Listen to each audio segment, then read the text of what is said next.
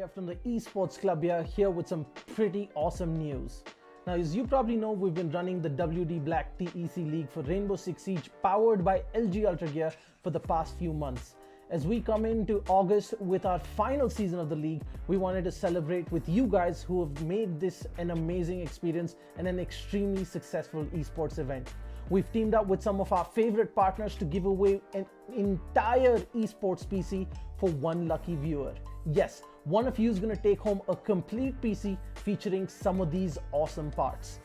First up, we've got the LG Ultragear 27GL 650F gaming monitor, 27-inch, 144Hz, 1ms with an IPS panel to make sure you're at the top of your esports game without sacrificing picture quality.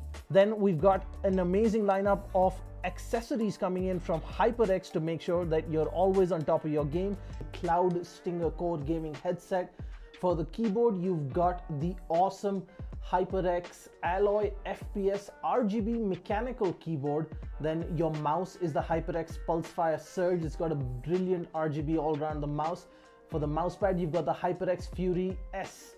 That is the speed edition of the extended mousepad. And then of course for your memory, you've got the HYPERX Fury RGB RAM. You've got 16 gigs at 3400 megahertz. Next up, we've got the WD Blue SN550 NVMe SSD to make sure you're spending as little time loading and booting up and spend more time gaming. And then of course, at the heart of this PC is the Ryzen 5 3600X CPU. Now, as you know it, at the heart of every gaming PC is a great GPU. So we've teamed up with Zotac Gaming to give you a brand new RTX 2060 because frames win games and there should be nothing between you and top of the line performance. Next up, we've teamed up with NZXT, who make some of the best and most premium PC components on the market. Powering your PC is going to be the C850 fully modular power supply, and your cooling solutions are going to be taken care of the KRAKEN X63 all-in-one liquid cooler. Now, we wanted to make this PC something truly special, and while the NZXT H510 Elite is a great cabinet for anyone, it wasn't enough. We teamed up with NZXT to give the winner of this giveaway a brand new NZXT H510 Siege Edition cabinet. This is a limited edition licensed Rainbow Six Siege themed cabinet from NZXT. There are only 500 of these in the world and just a handful coming to India. The side panels of this cabinet are themed in the wall and door reinforcement designs from Rainbow Six Siege, and there is an illuminated 6 icon on the front panel along with a 6 icon charm and a puck in the signature breach charge design, which is only available with the H510 Siege.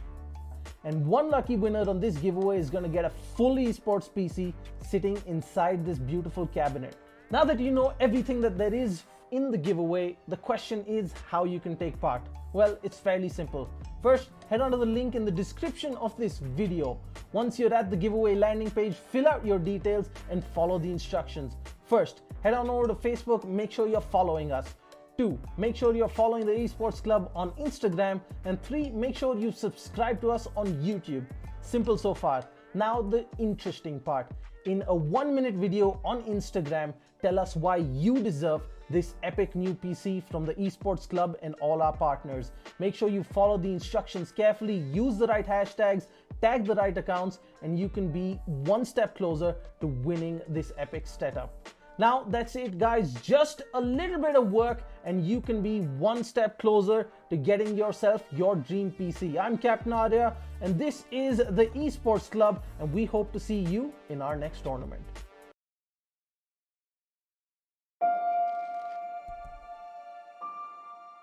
The moment of creation is a form of magic, where an off becomes an on, a 0 becomes a 1, then another, and another, until, deep in the complexity, you discover order, speed, reliability, power. Experience the WD Black NVMe SSD.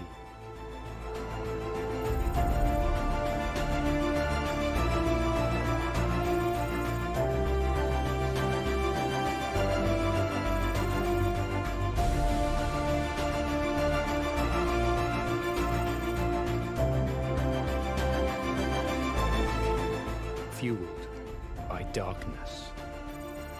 Level up to NVMe SSD performance.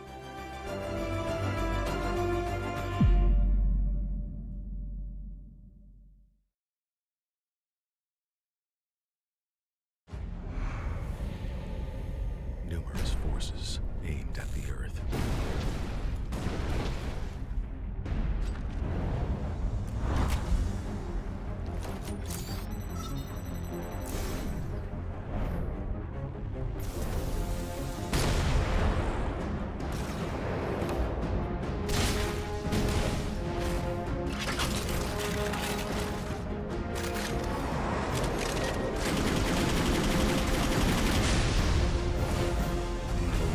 And injustice.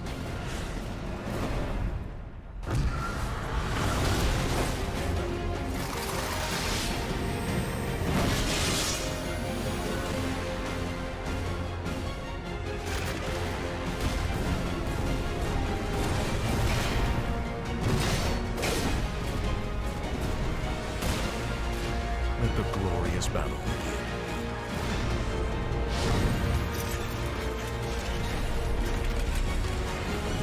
Geared up for victory. LG Ultragear Gaming Monitor.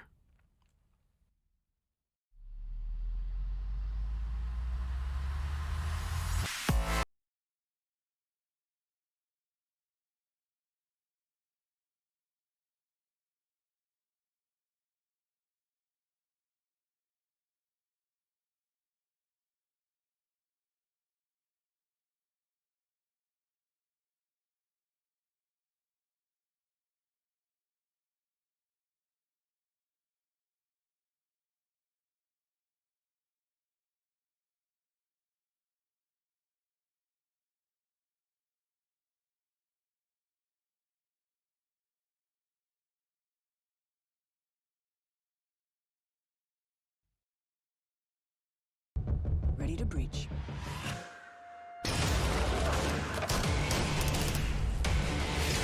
Go, go, go! Follow my lead!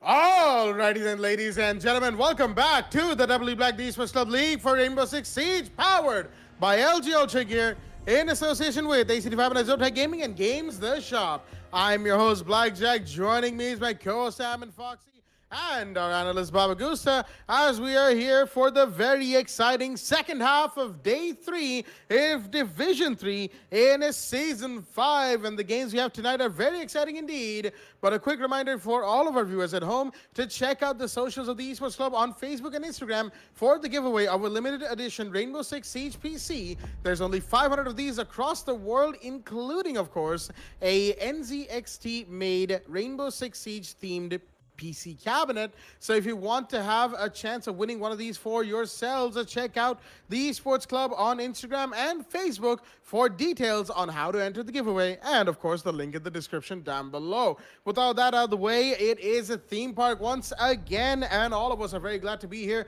for the game between Nat and KL11 Esports. A very exciting game coming up on our screens as Baba Gusa, our analyst, has some tidbits to share about the match at hand. Baba, the mic is yours. Well, thank you, Jack. And it is going to be an interesting matchup indeed. Nat versus KL11 Esports. Nat 7-2, 7-3. I believe they have won 2 in the first place, winning against Coastline. Really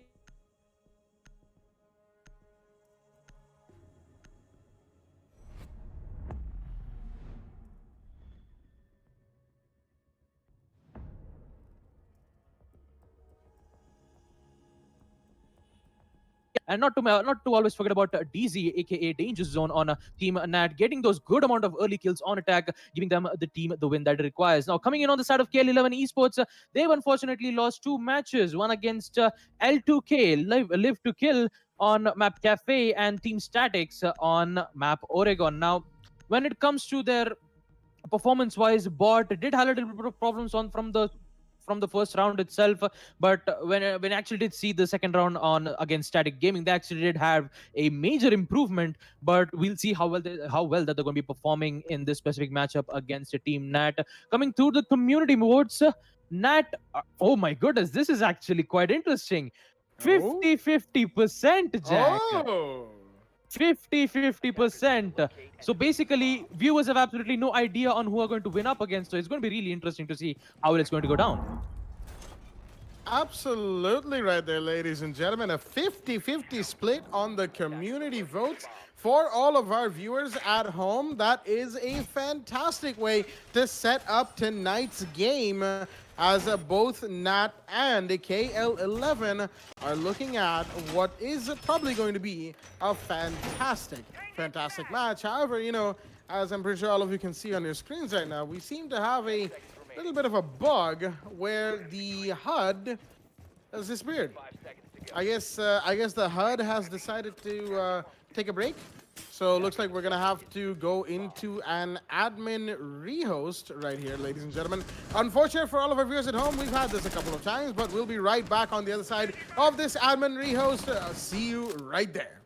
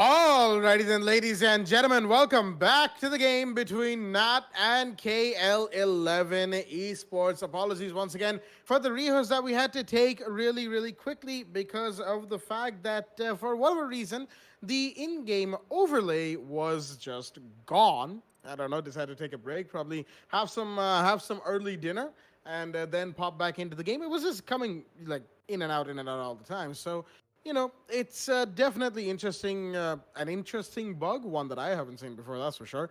But regardless, we're almost back with the game, as there we go. As I was just about to say, the KL11, we're just waiting on their players to join in, and they have, so have all of Nat. And now we're just going to be waiting for the ready confirmation from both the teams, and we'll be rejoining our players on the map of Theme Park. It is, of course, Theme Park. A very fun map to spectate, shall I say. And, you know, like I said before at the beginning of the stream itself, I wouldn't mind a theme park day. I certainly don't. It's already been a theme park day. The first has been theme park. The first match on the second half is also theme park. So it is what it is. The bans have already been taken care of course. Thatcher, Nomad, Wamai, and Echo Warrior bans here on this map. The Wamai ban, probably the most interesting one out of them all, even though it is slowly starting to become one of the standard bans, seeing as, you know, attackers want to be able to get into site without having to deal with too much denial, and that's why it's either a Wamai or a Jaeger. Today it's Wamai. With all that being said, let's have a quick look at both of the rosters here in the lobby for ourselves. From the side of Nat, we've got Drish, Dexter, Dizzy, Desi, and Haveli. And from the side of KL11, we've got Skullex, Bot, Mischief, Messiah. And let's have the game load in nice and quickly right here. Any second now. There we go. Ironside 69. Nice.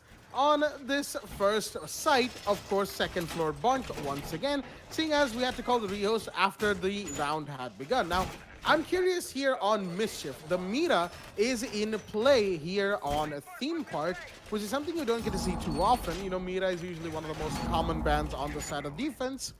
But today, she's available to be played on this map, Theme Park. And personally speaking, I don't really know meta-related strats on Theme Park itself, but I'm going to be interested to see where these meta placements go. With all that being said, round one is underway. We've had, of course, our thoughts from our analyst. So with all, you know, all of that out of the way, Foxy, the mic is yours.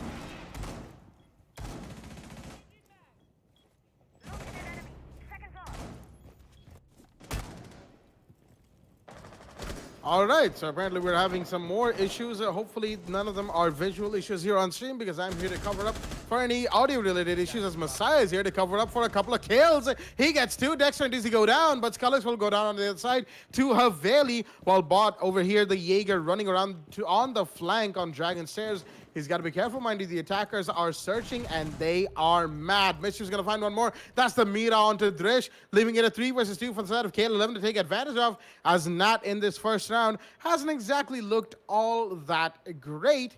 But then again, we've seen this before from them. They can make a comeback from here, no sweat, as flashbangs are being thrown in. Mischief, he's going to dodge the first one, as the AC and Haveli are trying to push in towards site. Mischief, bot, Messiah. Bot, low on HP. Messiah towards half. And this is going to be a pretty interesting mid-round, end-of-round situation as less than 30 seconds are about to be hit as the Hibana trying to push in Haveli with the flashbangs. He's missing a few of those as the Zofia, unfortunately, trying to contest the Legion is going to go down. And Messiah with another is going to find Haveli after taking down Desi. And that is a huge couple of drops once again, as the man single-handedly holds down the side of KL11 Esports on this round. They win their first round on defense on second floor bunk. And that is, of course, the first round in their pockets as well. Round 2 will be underway on second floor initiation room and offices as a new defensive site is in play.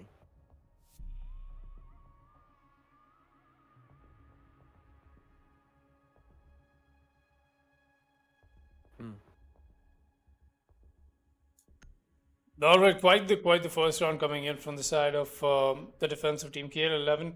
Well, what I was trying to say before the match started is the fact that we've got these two very fan favorite teams. Both of them have made it through the qualifiers. Have been through the testing rounds of the league. In fact, where the maximum fun happens, the maximum action goes down through the qualifiers. A very tedious process. In fact, through there into Division 3.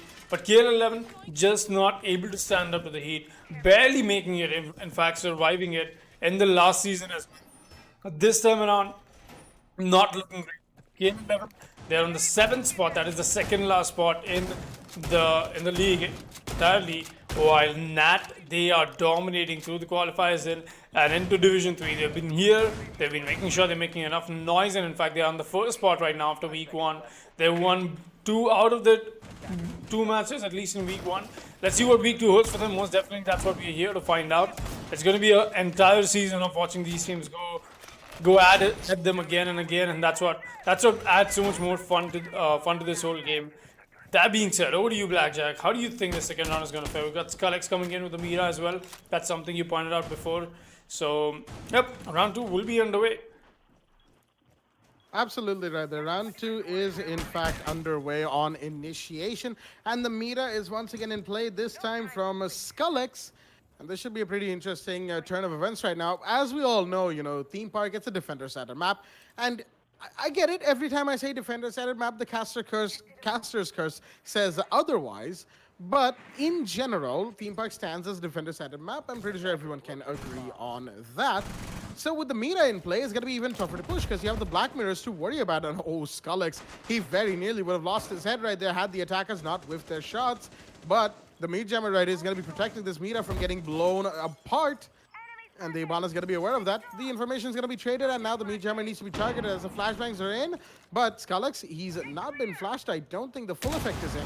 And another piece of utilities discharged as the Zofia is in at the bathrooms. Mina was unaware as Skullex will go down. Daisy takes that kill, and that's a beautiful push all the way towards site. But now they've got to worry about the cross angles that have been established by KL11 Esports all the way out from the Yellow Stairs hallway and inside of control room that is inside of initiation. But holding down the Yellow Stairs rotate right now. He knows for a fact that there's a couple attackers coming towards him, but the flashbang is going to deter him, and he falls right into the hands of the IQ. Dizzy will take that. Will he find another? Yes, he will. The G8A1 pops off as Mischief falls as well. It's all down to the last 2 remaining, Messiah and Ironside in a 5 versus 2 as the plan is going off from Haveli. The Hibana doing his due diligence. The Jaeger vaults. He's going to be caught off, and now it's all down to the Valkyrie, who will go down as well. Messiah and Ironside are no match for the side of Nat this round. And the attackers with a beautifully coordinated push going in from office to office showers and into sight, taking out the Mira, the Mute Jammers, making the rotates, watching the cross angles, and making sure that the flanks are taken care of as well. Are going to take round 2. Round 3 is in play, and looks like we're headed to Drug Lab and Storage. All right, we've got quite the aggression coming in from Nat and looking very strong. In fact, this attacking round, honestly, the way this last round looked like, Nat, all they had was good method, a good systematic approach. They had a good formation for themselves, always ready to take up the role. In fact, they always had the refract potential in them. The way they were pairing up and going one by one, having a dedicated drone for themselves as well. Pairing up, that is what helped them getting those refracts in. In fact, It did not come to those refrags because the cross angles were still in from their formation or the push that they happened to make out. And we're seeing them go, in fact, to the side of Drugs and Storage, the stamina that's going to be some from the side of KL11 Esports. I'm not sure if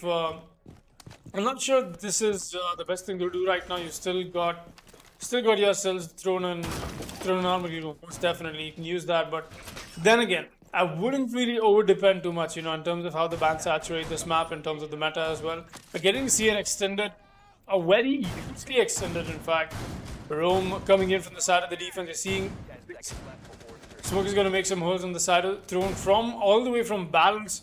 That's huge. You got the rotation on the side of the yellow stairs as well, all the way on towards lockers, which will be castled off in a way, kind of just excluding it out of the strategy completely. So that's okay, but this is huge. This is a kind of extended hold you do not need to hold. It's just a very simple horizontal side that you can defend on. Don't need to make it a retake potential. Let's see if that's going to be something that Nat will be able to read themselves or not. Or will they be able to trap to what KL11 Esports have brought on board for themselves? The push-up will be in. We got the Maverick coming in. Dexter, he's already made his way inside maintenance. He's going to go aggressive on this. He knows there's somebody holding, obviously with the reinforcements and everything. But more importantly, it's the drones that have been gone out. We don't see the mute being employed, and that's just going to give so much more free time for the side of the attackers to have a little drone party. Look at that. That's exactly what I'm talking about. Getting this castle and the Kaid spotted out and marked. Very important. Slowly going into the drone on the side, making sure everything is well in account for. Already seeing Thrish push up. He's got the sledgehammer, and that's why the breach was easy for him. He's pushed up the first castle. Castle back here, at least for now. But will he be able to survive the wrath of the castle himself? First nade goes out. That's a nice prone grenade coming in from Thrish. He's just not found anybody yet. But now the defenders know exactly where that push is coming in from. The long angle is being pushed as well. He's just going to have to go prone here. Maybe he could find the Maestro with his feet on. No, he's just going to catch the destruction from the smoke instead. He goes wide. He's going to spot the shield. Going to have to move back, and that'll be Thrish. He's still a little too confused. There's just not enough information trade-off right now, and that is definitely confused Nat. And then look at that. Mischief already taking advantage of the confusion. He's going to get the double in. That's a huge one. Mischief blows out the C4. He's not going to claim anything, but that's already enough damage done. Thrish tries to push up, tries to equalize here, but he's going to get caught off guard once again by the castle, and that's the finishing call from SkullX once again. The finishing kill, in fact, excuse me there, from SkullX once again. SkullX with a big brain plays, as we like to call him. He's been doing this for quite a bit now. KL11 definitely did not have to do a whole lot, as Nat completely fell into the trap, happening to walk into the trap every step of the way. Just not enough refrag potential, not this time around. But let's see what we've got on board. Round 4 will be on the way, 2-1. Definitely the to and fro of these teams is what I'm loving here. It's the heat that is keeping this division going. The way this works, so you stay on the bottom, you just have to get relegated out of the tournament, back through the qualifiers.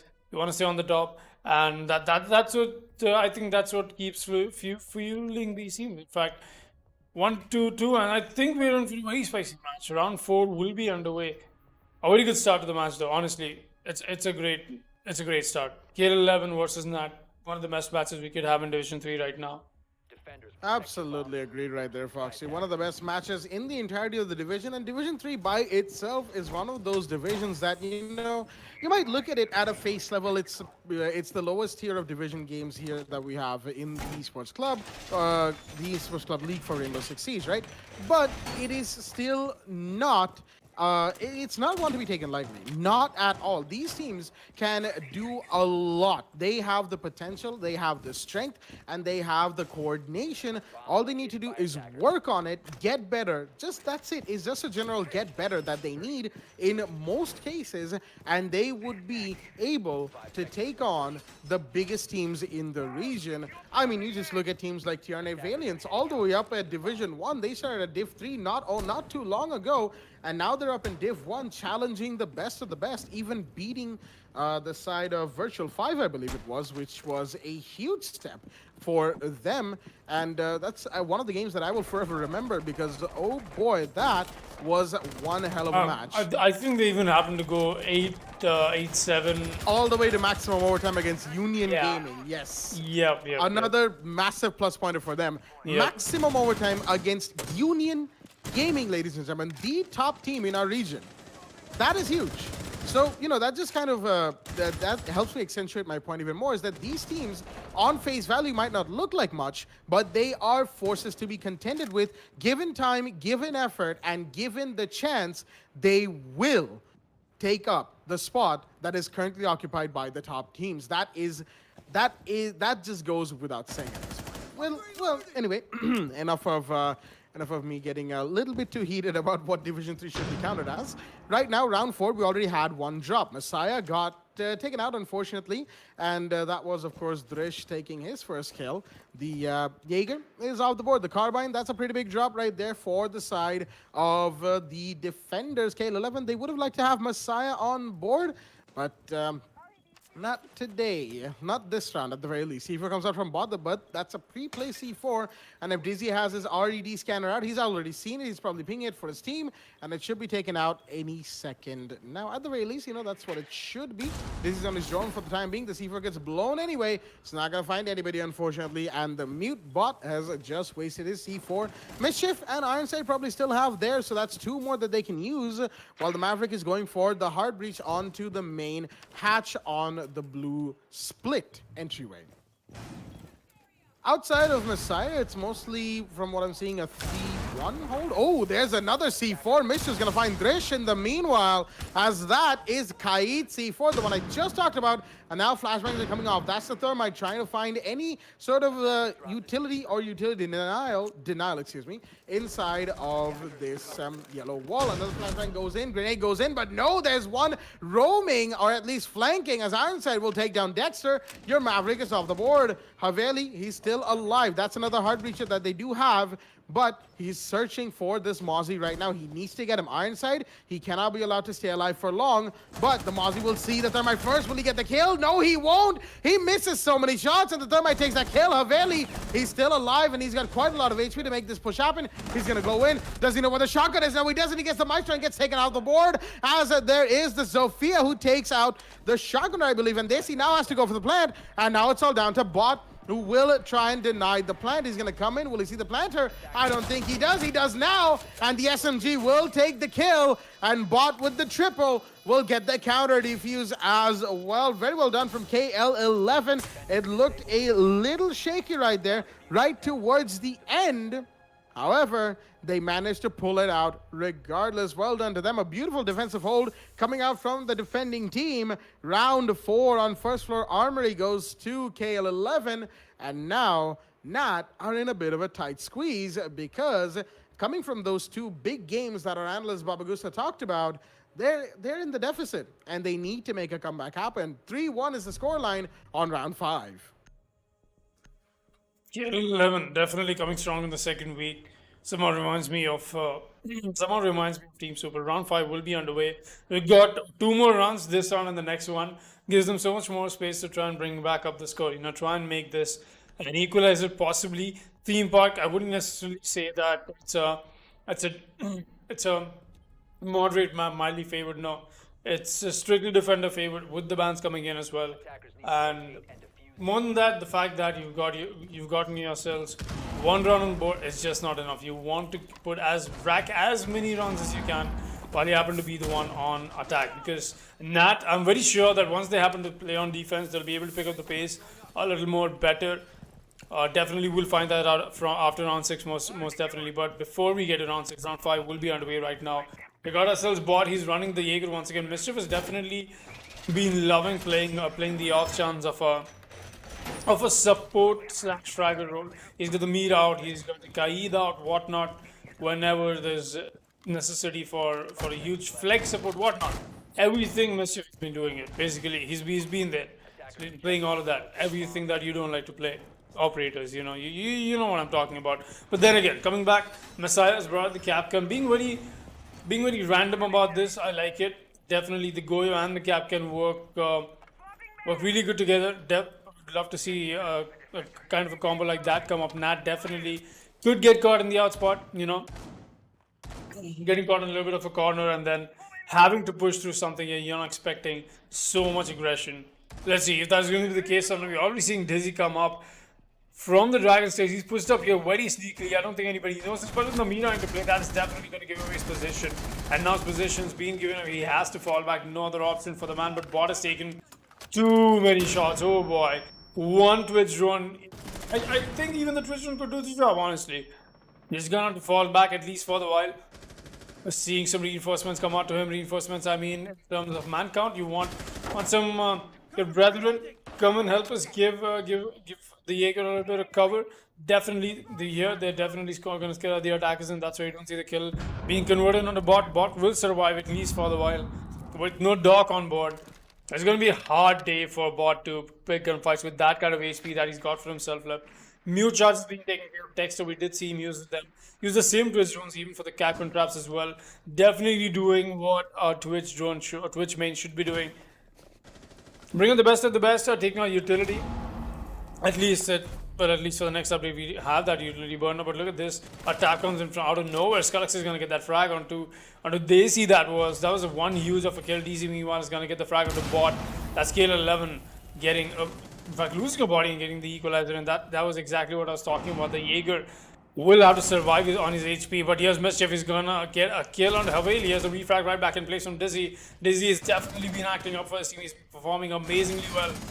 Seeing the push up with the F to Dexter, not able to land his shots, at least not for the moment. Dwish Mima will get a frag on to Skullx though. But still a Messiah and Answer. Messiah will be a little bit on the hallway. He's got to push up. And both of them, in fact, will be on the other side of the arc. Messiah's got to take the fall. And is that a kill from Ironside? Yes, that is. That's two more to find for the man to make it a clutch. He does not notice the push-up from the edge, and that'll be killed for Drish instead. And once again, Nat, amazingly well done.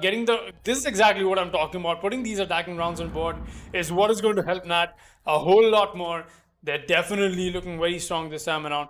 Let's see what round 6 offers us. Walking into round 7, 3-3. While you happen to be on defense from round 7, definitely a place you want to put yourselves in. Definitely that is what Nat is aiming at. Let's see what KL11 has in store for themselves.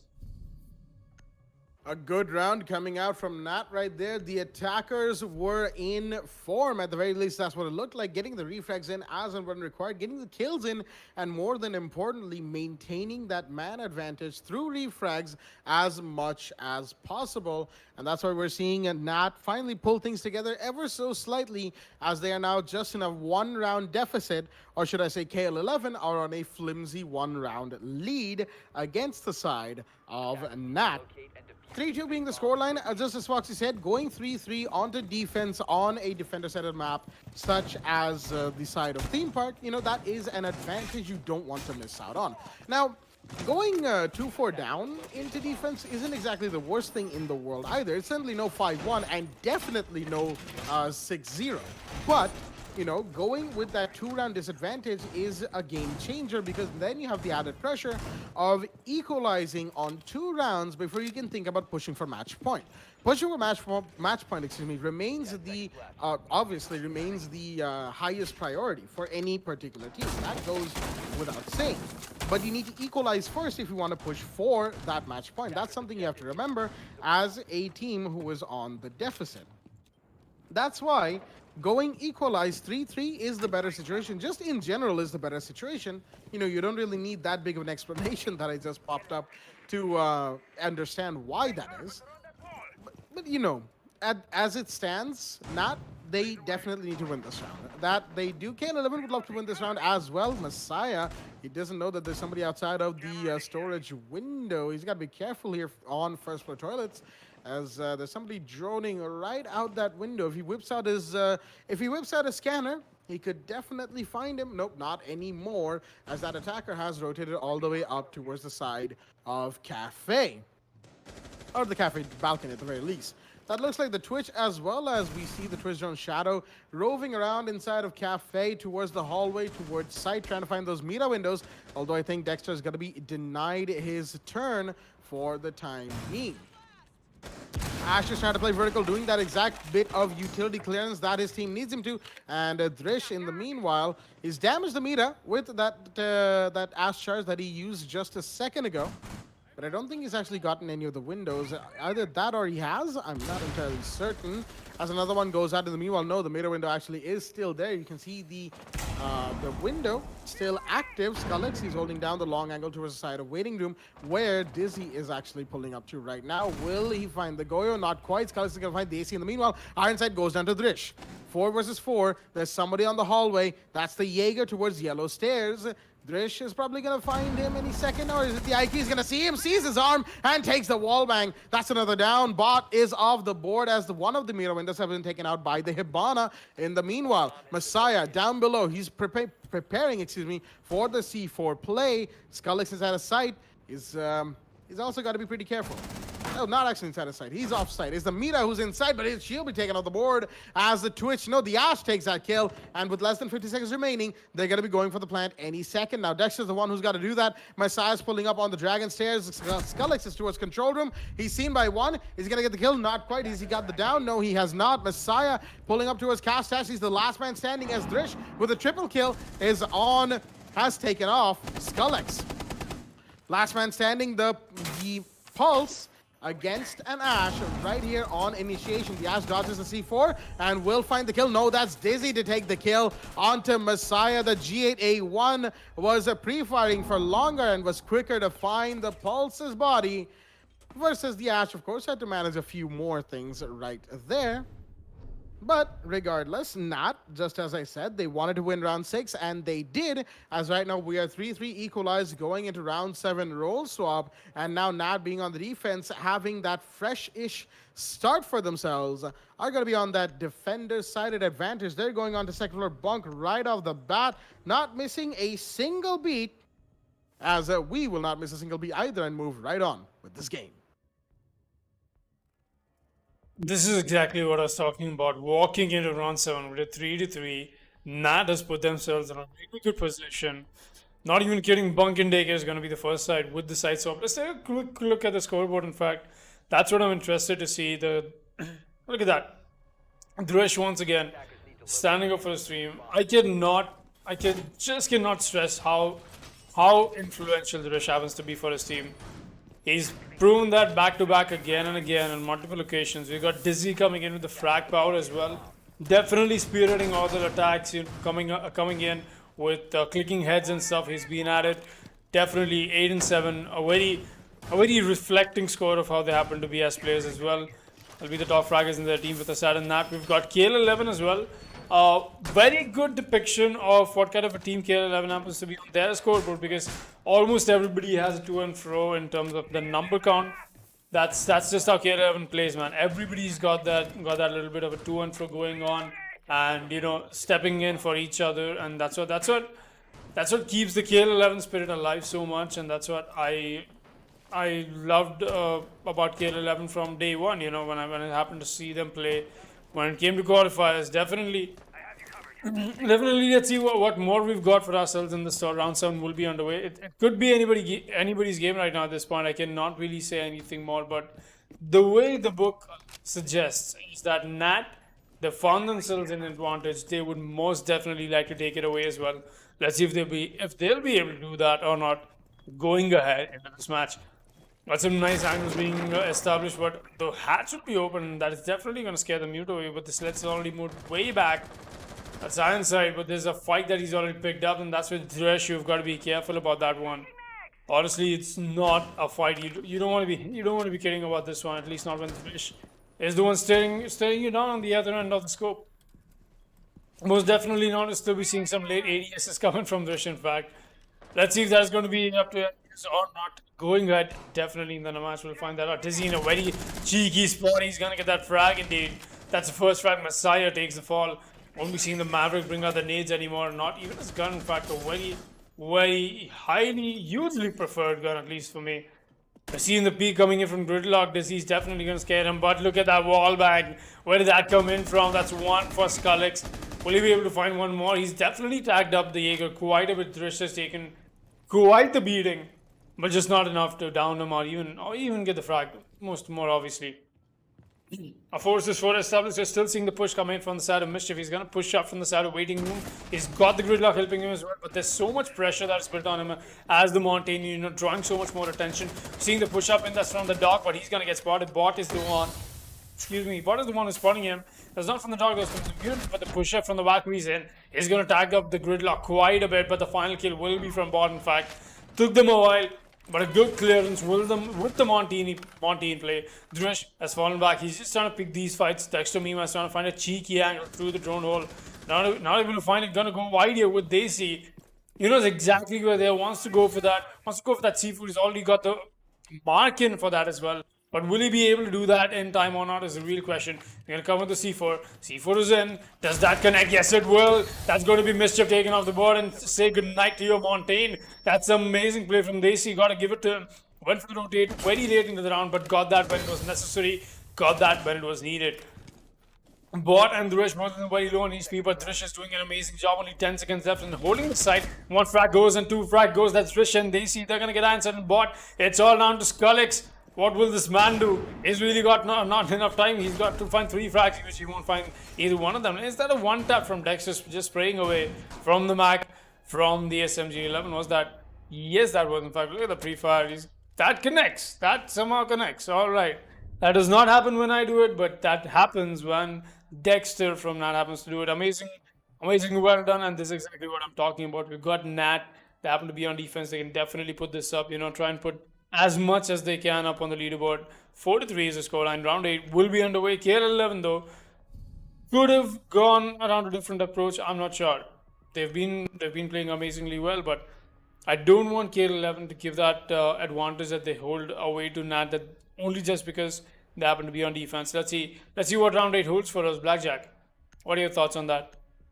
Well, one thing that I'm going to start off with, Fox, is how you mentioned that the pre-fire that we saw Nat pull right towards the end with the SMG-11, how you said that doesn't work out for you? Yeah, that's kind of a trend I sense, When we do it, when people like us, you and me, when we're playing, we do the pre-fires, we do the whole 9 yards. It never works out for us. Yet we come out to cast, and everybody's doing it. It's like it's the easiest thing in the world. Again, it's just like a bit of friendly banter. I'm not really trying to riff on anybody, but regardless, right now it is round 8. The match that has happened so far, Nat has definitely started to bring things back for themselves. Rounds 5 through 7 have gone in their favor. 2 attacking rounds, 1 defending round. They now look strong to take on the side of KL11. They are now in the lead.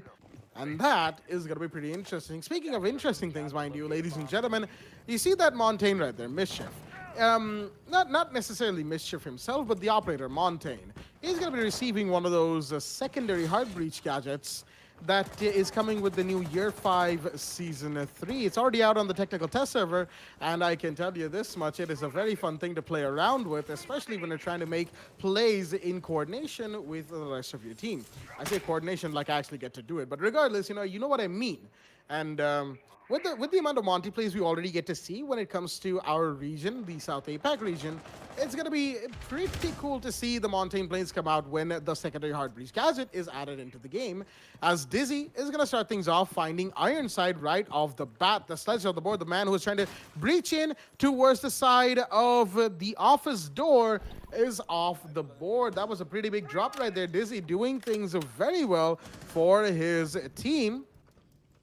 As right now, the Vigil holding on yellow corridor. He's got to be careful. He's got the Mozzie for support. The calls are in, and nearly finds the Montaigne, but not quite. Mischief, he's busy giving callouts, but he's also the man with the diffuser, which means instead of KL11 have to rally around him as soon as they can before their Montaigne gets taken out and the diffuser gets dropped. The Vigil knows this. He's peeking wide, but do they know that their rotate inside of initiation is being picked? Yes, they do. This is going to hit their kill on the bot. That is one down. There's Drish with the C4 into Mischief. One more drops, and now it's suddenly Skullix and Messiah, the last two standing. The Thermite moves in. He peeks. He finds one. Will he find another? Not quite. As Aveli found Messiah. In the meanwhile, leaving Skullix, the last man standing, in a situation where he has to ace clutch with these next 4 kills to win KL11 this round. It's not looking great at all, ladies and gentlemen. KL11 have somewhat collapsed in these last 4 rounds, and that collapse is continuing right now as the Vigil's coming in for a wide peek. Will he find the Thermite? Yes, he will! So many whiff shots right there from Skullix. Unfortunate for him, as Dizzy's going to be the one to finish things off. He was the one to start it, and just as it goes, he's going to be the one to end it on a round 8. as that also goes to the side of the defending team, Nat. And KL11 are now in the position that Nat were not too long ago. 2 rounds in the deficit as the scoreline is 5-3 in favor of Nat as they go to initiation room and offices on round 9. Let's see what round 9 brings us. We've got Nat sitting 1 round away from match point, and initiation and offices will come out from them. KL11 definitely need to step up whatever they've tried to put on board here. Not able to put these 2 rounds on successfully down. That is round 9 and round 10. It's going to be a huge strike to the way that they've been playing so far, and the momentum that Nat is trying to build for themselves. Definitely sitting on match point is something that they want to be doing, but will we be able to see them do that or not is the real question. Let's find that out this time around. We've got a nice strategy once again being employed by them. Not an extensive site hold for that. Could come up with one of those, and it's just some standard ways in terms of how the site is usually held. You know, it is kind of an extensive site hold, but yeah, then again, there's this. You can always keep doing a to and fro between these arguments, you know. But yeah, it's a good setup. It's natural. It's normal, not natural, but yeah, it is normal. Let's see what we've got in store.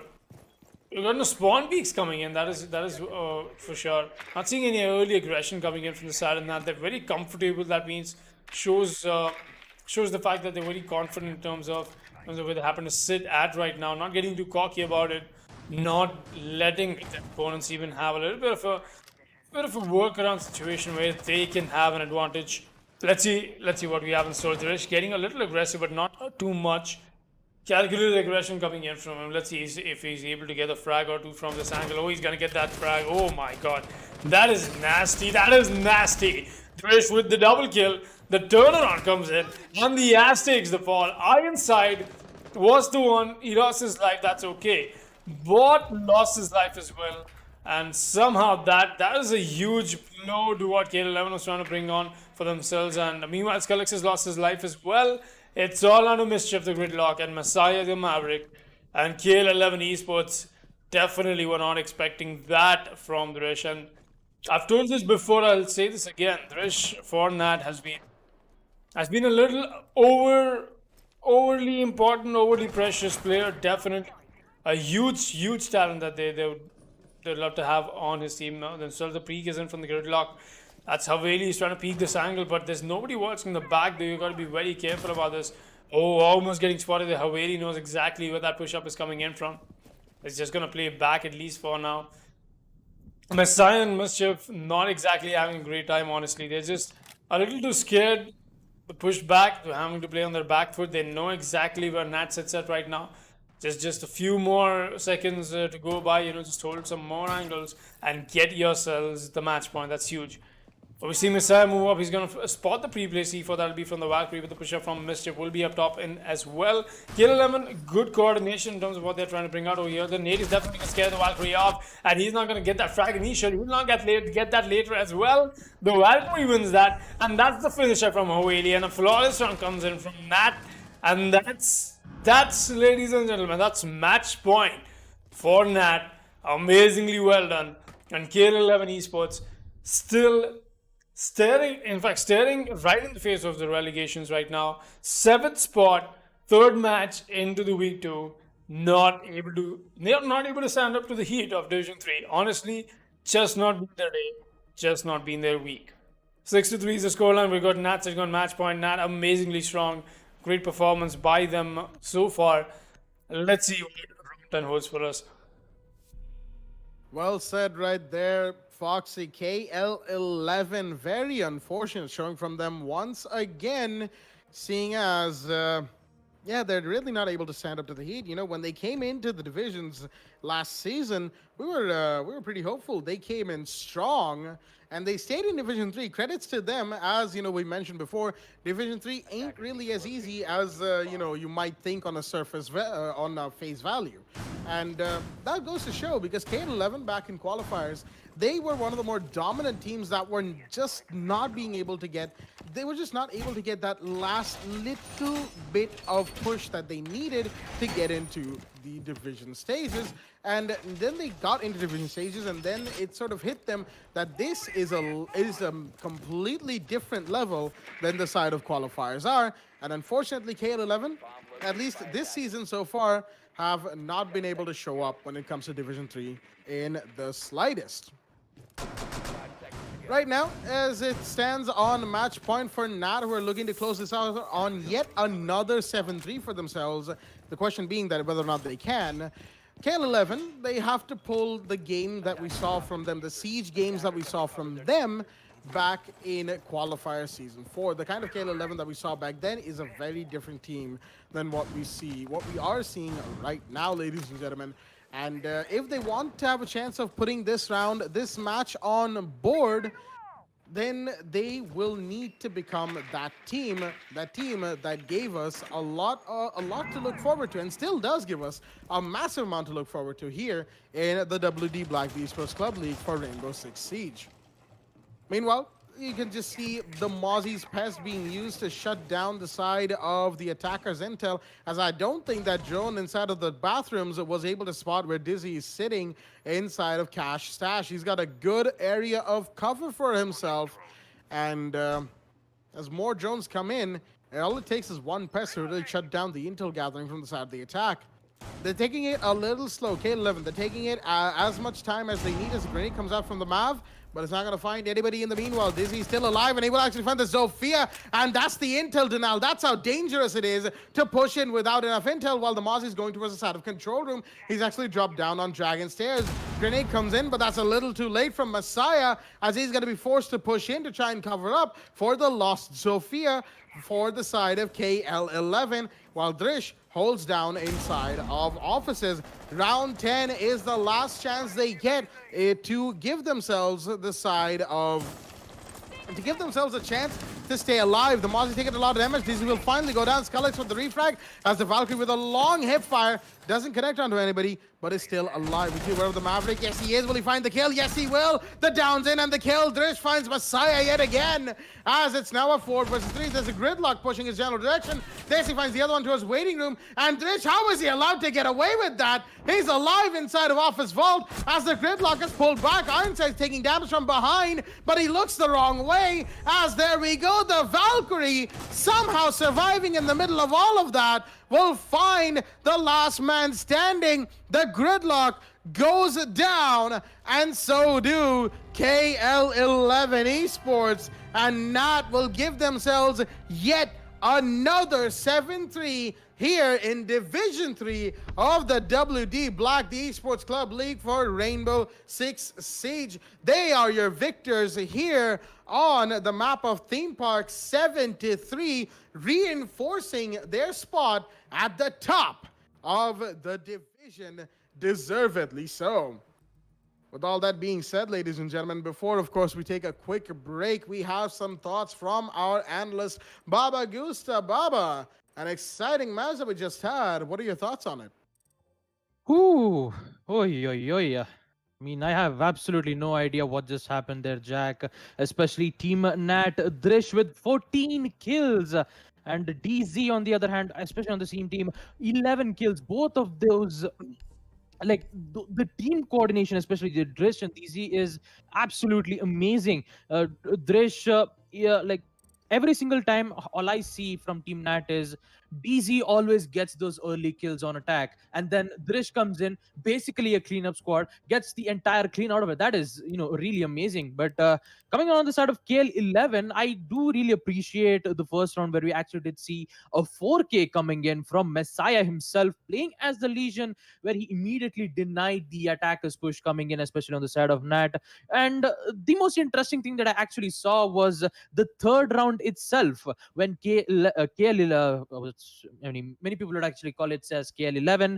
Most of them would actually call it as Kill Esports. So I guess I guess I'll call them as Kill Esports instead. How about that? Okay, Kill Esports on first floor lab. It was really quite interesting to see them taking throne room and armory room at their disposal as well, using as much of the utilities as possible. You've seen both of those rotations being made, one on the one on the lab room, and one rotation being made on the side of throne room, which would give the ability for the defenders to easily roam and would not have any problem unless and until if the site is compromised. We also did see an armor banner being placed, and it actually did work out in their favor. So for KL11, this might be a really good strat for other players who are actually interested to defend on lab and the lab and drug lab place, which is really good for the situations. And also on fourth round, we actually did see a post plan coming in from Nat, and they successfully defended it thanks to Bot with a great recovery, knowing for the fact that it was a 1v1 situation. All he had to do was to back away and let the attacker plant, and that's exactly what he did. He just waited for the Zofia to plant in. Bot pushes in and gets that wonderful frag in. A really great place coming in, and also Mischief on attack round 7, providing intel as the Mountain so that his teammate will be able to take out an important operator. Just like we see on round 7, there was one operator who was holding a specific site on the initiation room where he was trapped and unable to move on. The only thing that he could have escaped is through gunfight, and unfortunately he did not win that gunfight. And yeah, that was Skullx. Really great plays coming in from all of them. But in the end, DZ and Drish, my god, the Mozzie plays, the out of nowhere spawn kills coming in really made team KL11 dazed and confused. And my god, with them 3-0, currently top of the leaderboards, they are quite unstoppable on Division 3, and I'm really excited to see what's going to happen next for them. So, yep, that's all I have on the analyst desk, Jack. Back to you. Thank you very much for that, Babagusa. The beautiful analysis from the desk, from the man himself of that game that we just had. And with that, ladies and gentlemen, we're going to be taking a quick break before we come back on the other side with the last game of the night, Sync Ignite versus Statics Gaming. It's going to be a very exciting one indeed. Stay tuned. Cap Nadia from the Esports Club here with some pretty awesome news. Now, as you probably know, we've been running the WD Black TEC League for Rainbow Six Siege powered by LG Ultragear for the past few months. As we come into August with our final season of the league, we wanted to celebrate with you guys who have made this an amazing experience and an extremely successful esports event. We've teamed up with some of our favorite partners to give away an entire esports PC for one lucky viewer. Yes, one of you is going to take home a complete PC featuring some of these awesome parts. First up, we've got the LG Ultragear 27GL 650F gaming monitor, 27-inch, 144Hz, 1ms with an IPS panel to make sure you're at the top of your esports game without sacrificing picture quality. Then we've got an amazing lineup of accessories coming in from HYPERX to make sure that you're always on top of your game. Cloud Stinger Core gaming headset. For the keyboard, you've got the awesome HYPERX Alloy FPS RGB mechanical keyboard. Then your mouse is the HYPERX PULSEFIRE Surge. It's got a brilliant RGB all around the mouse. For the mousepad, you've got the HYPERX Fury S. That is the speed edition of the extended mousepad. And then of course for your memory, you've got the HYPERX Fury RGB RAM. You've got 16 gigs at 3400 megahertz. Next up, we've got the WD Blue SN550 NVMe SSD to make sure you're spending as little time loading and booting up and spend more time gaming. And then of course, at the heart of this PC is the Ryzen 5 3600X CPU. Now, as you know it, at the heart of every gaming PC is a great GPU. So we've teamed up with Zotac Gaming to give you a brand new RTX 2060 because frames win games and there should be nothing between you and top of the line performance. Next up, we've teamed up with NZXT, who make some of the best and most premium PC components on the market. Powering your PC is going to be the C850 fully modular power supply, and your cooling solutions are going to be taken care of the KRAKEN X63 all-in-one liquid cooler. Now, we wanted to make this PC something truly special, and while the NZXT H510 Elite is a great cabinet for anyone, it wasn't enough. we teamed up with NZXT to give the winner of this giveaway a brand new NZXT H510 Siege Edition cabinet. This is a limited edition licensed Rainbow Six Siege themed cabinet from NZXT. There are only 500 of these in the world and just a handful coming to India. The side panels of this cabinet are themed in the wall and door reinforcement designs from Rainbow Six Siege, and there is an illuminated 6 icon on the front panel along with a 6 icon charm and a puck in the signature breach charge design, which is only available with the H510 Siege. And one lucky winner on this giveaway is going to get a full esports PC sitting inside this beautiful cabinet. Now that you know everything that there is in the giveaway, the question is how you can take part. Well, it's fairly simple. First, head on to the link in the description of this video. Once you're at the giveaway landing page, fill out your details and follow the instructions. First, head on over to Facebook, make sure you're following us. 2, make sure you're following the Esports Club on Instagram. And 3, make sure you subscribe to us on YouTube. Simple so far. Now the interesting part. In a 1-minute video on Instagram, tell us why you deserve this epic new PC from the Esports Club and all our partners. Make sure you follow the instructions carefully, use the right hashtags, tag the right accounts, and you can be one step closer to winning this epic setup. Now that's it guys, just a little bit of work and you can be one step closer to getting yourself your dream PC. I'm Captain Arya and this is the Esports Club, and we hope to see you in our next tournament.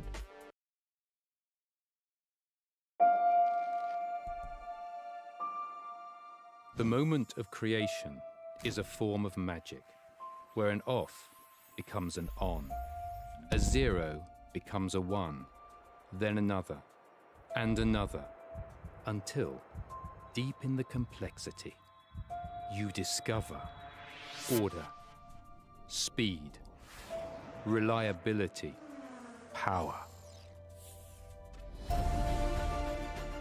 Experience the WD Black NVMe SSD.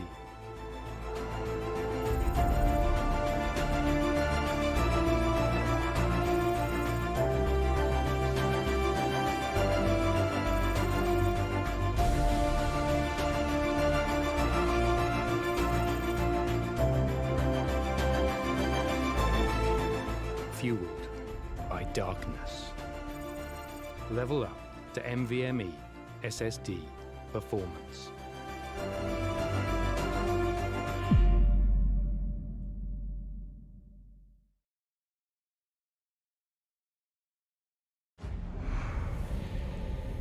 Numerous forces aimed at the Earth.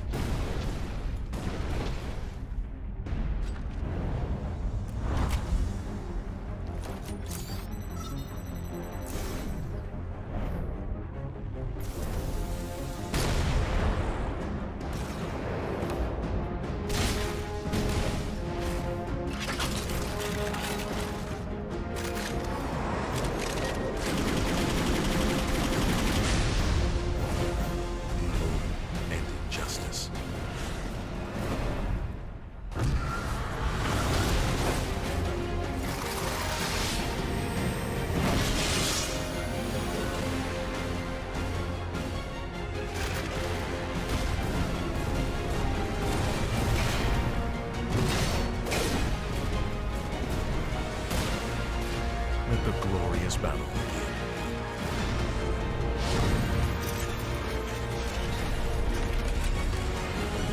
begin. Geared up for victory. LG Ultragear Gaming Monitor.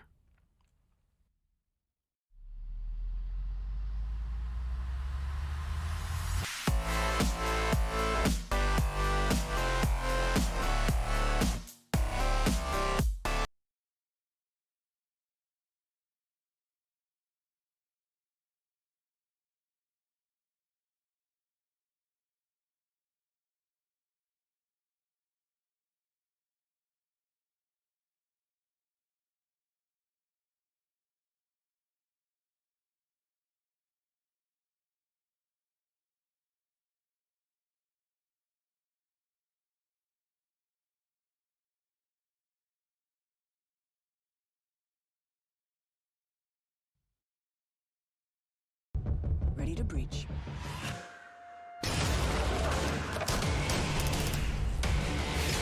Go, go, go! Follow my lead!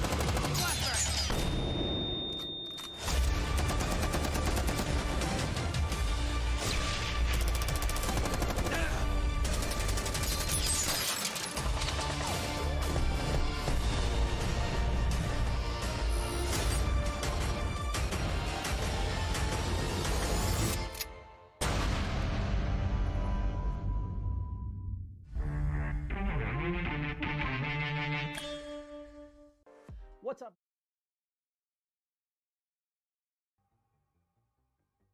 Alrighty then, ladies and gentlemen, welcome back to the W Black D Esports Club League for Rainbow Six Siege, powered by LG Ultragear in association with ACD Fibernet, Zotac Gaming, and Games The Shop. I'm your host, Blackjack. Joining me is my co-host, Sam and Foxy, and our analyst, Babagusta, as we are here for the final game of Day 3 of Division 3 in Season 5. It is Sync Ignite versus Status Gaming. But before we get right into the game, a quick reminder to all of our viewers to check out the socials of the Esports Club on Facebook and Instagram, and the link down in the description for the giveaway of a limited edition Rainbow Six Siege PC featuring a PC cabinet, Siege-themed PC cabinet by NZXT. There's only 500 of these across the world, so if you want to have a chance of winning one for yourselves, check out the Esports Club on Instagram and Facebook, and the link down in the description for details on how to enter said giveaway. With all that being said, we're already in the ban phase on Clubhouse. We were just talking about how, you know, we're all happy the fact that it's a theme park day, not a Clubhouse day, but here we are on this map that we all know and we all like, I guess. Question marks everywhere. But with all that out of the way, our analyst Baba Gusa has some thoughts to share on this game that we have in front of us. Baba, the mic is yours. Well, thank you so much, Jack. Statics Gaming, they have won, like, I believe they've only won one matchup against KL11. So total, according to the standings right, it is, they have a win-loss ratio of 1-1. One winning against KL11 and one losing against Team Nat on Cafe. Both of them is around 7-4, 7-2 with the coming back with the 7-4 Oregon. We'll be seeing Fireflower with a total of 14 kills and Adrate on 11 kills. Not a great start coming in for Statics Gaming, especially on the second match where we did witness them losing against Team Nat with an awesome performance like we already did see on previously, where Drish and DZ were very dominant. Statics Gaming, they have to go up against Sync Ignite. Now, coming into this specific team, they are on a roll. They have won 2 matches in this specific season. They won against Sangford Esports on map Cafe and Team L2K on Consulate.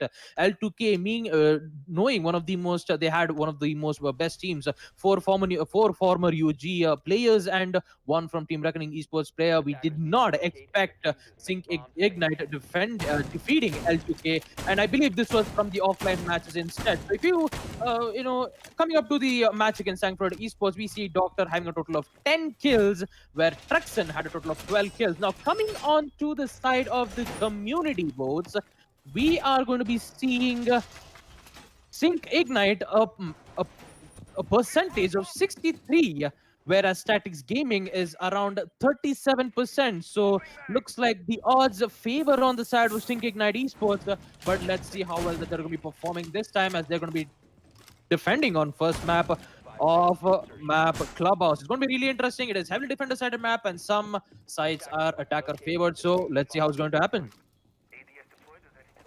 Thank you for that beautiful introduction to the game, Baba. As we are here on action phase in round 1, ladies and gentlemen, it is underway. Basement Church is the site of a choice from the side of Status Gaming's defense, and they are going to be manning the guns against Sync Ignite on the attack right now. Curiously enough, the bans on this map are, excuse me, right there. The bands on the map are Hibana, Thatcher, Maestro, and Valkyrie. As let's have a quick look at the rosters on both of these teams right now. From the side of Sync Ignite, we were Calculated, Trexon Bomb, Doctor, Sandy's, and BC77. While from the side of Statics Gaming, we've got Joker, Electric, Flank Star, Prince, and Fireflower. Both of these rosters are pretty strong in their own rights and respective areas.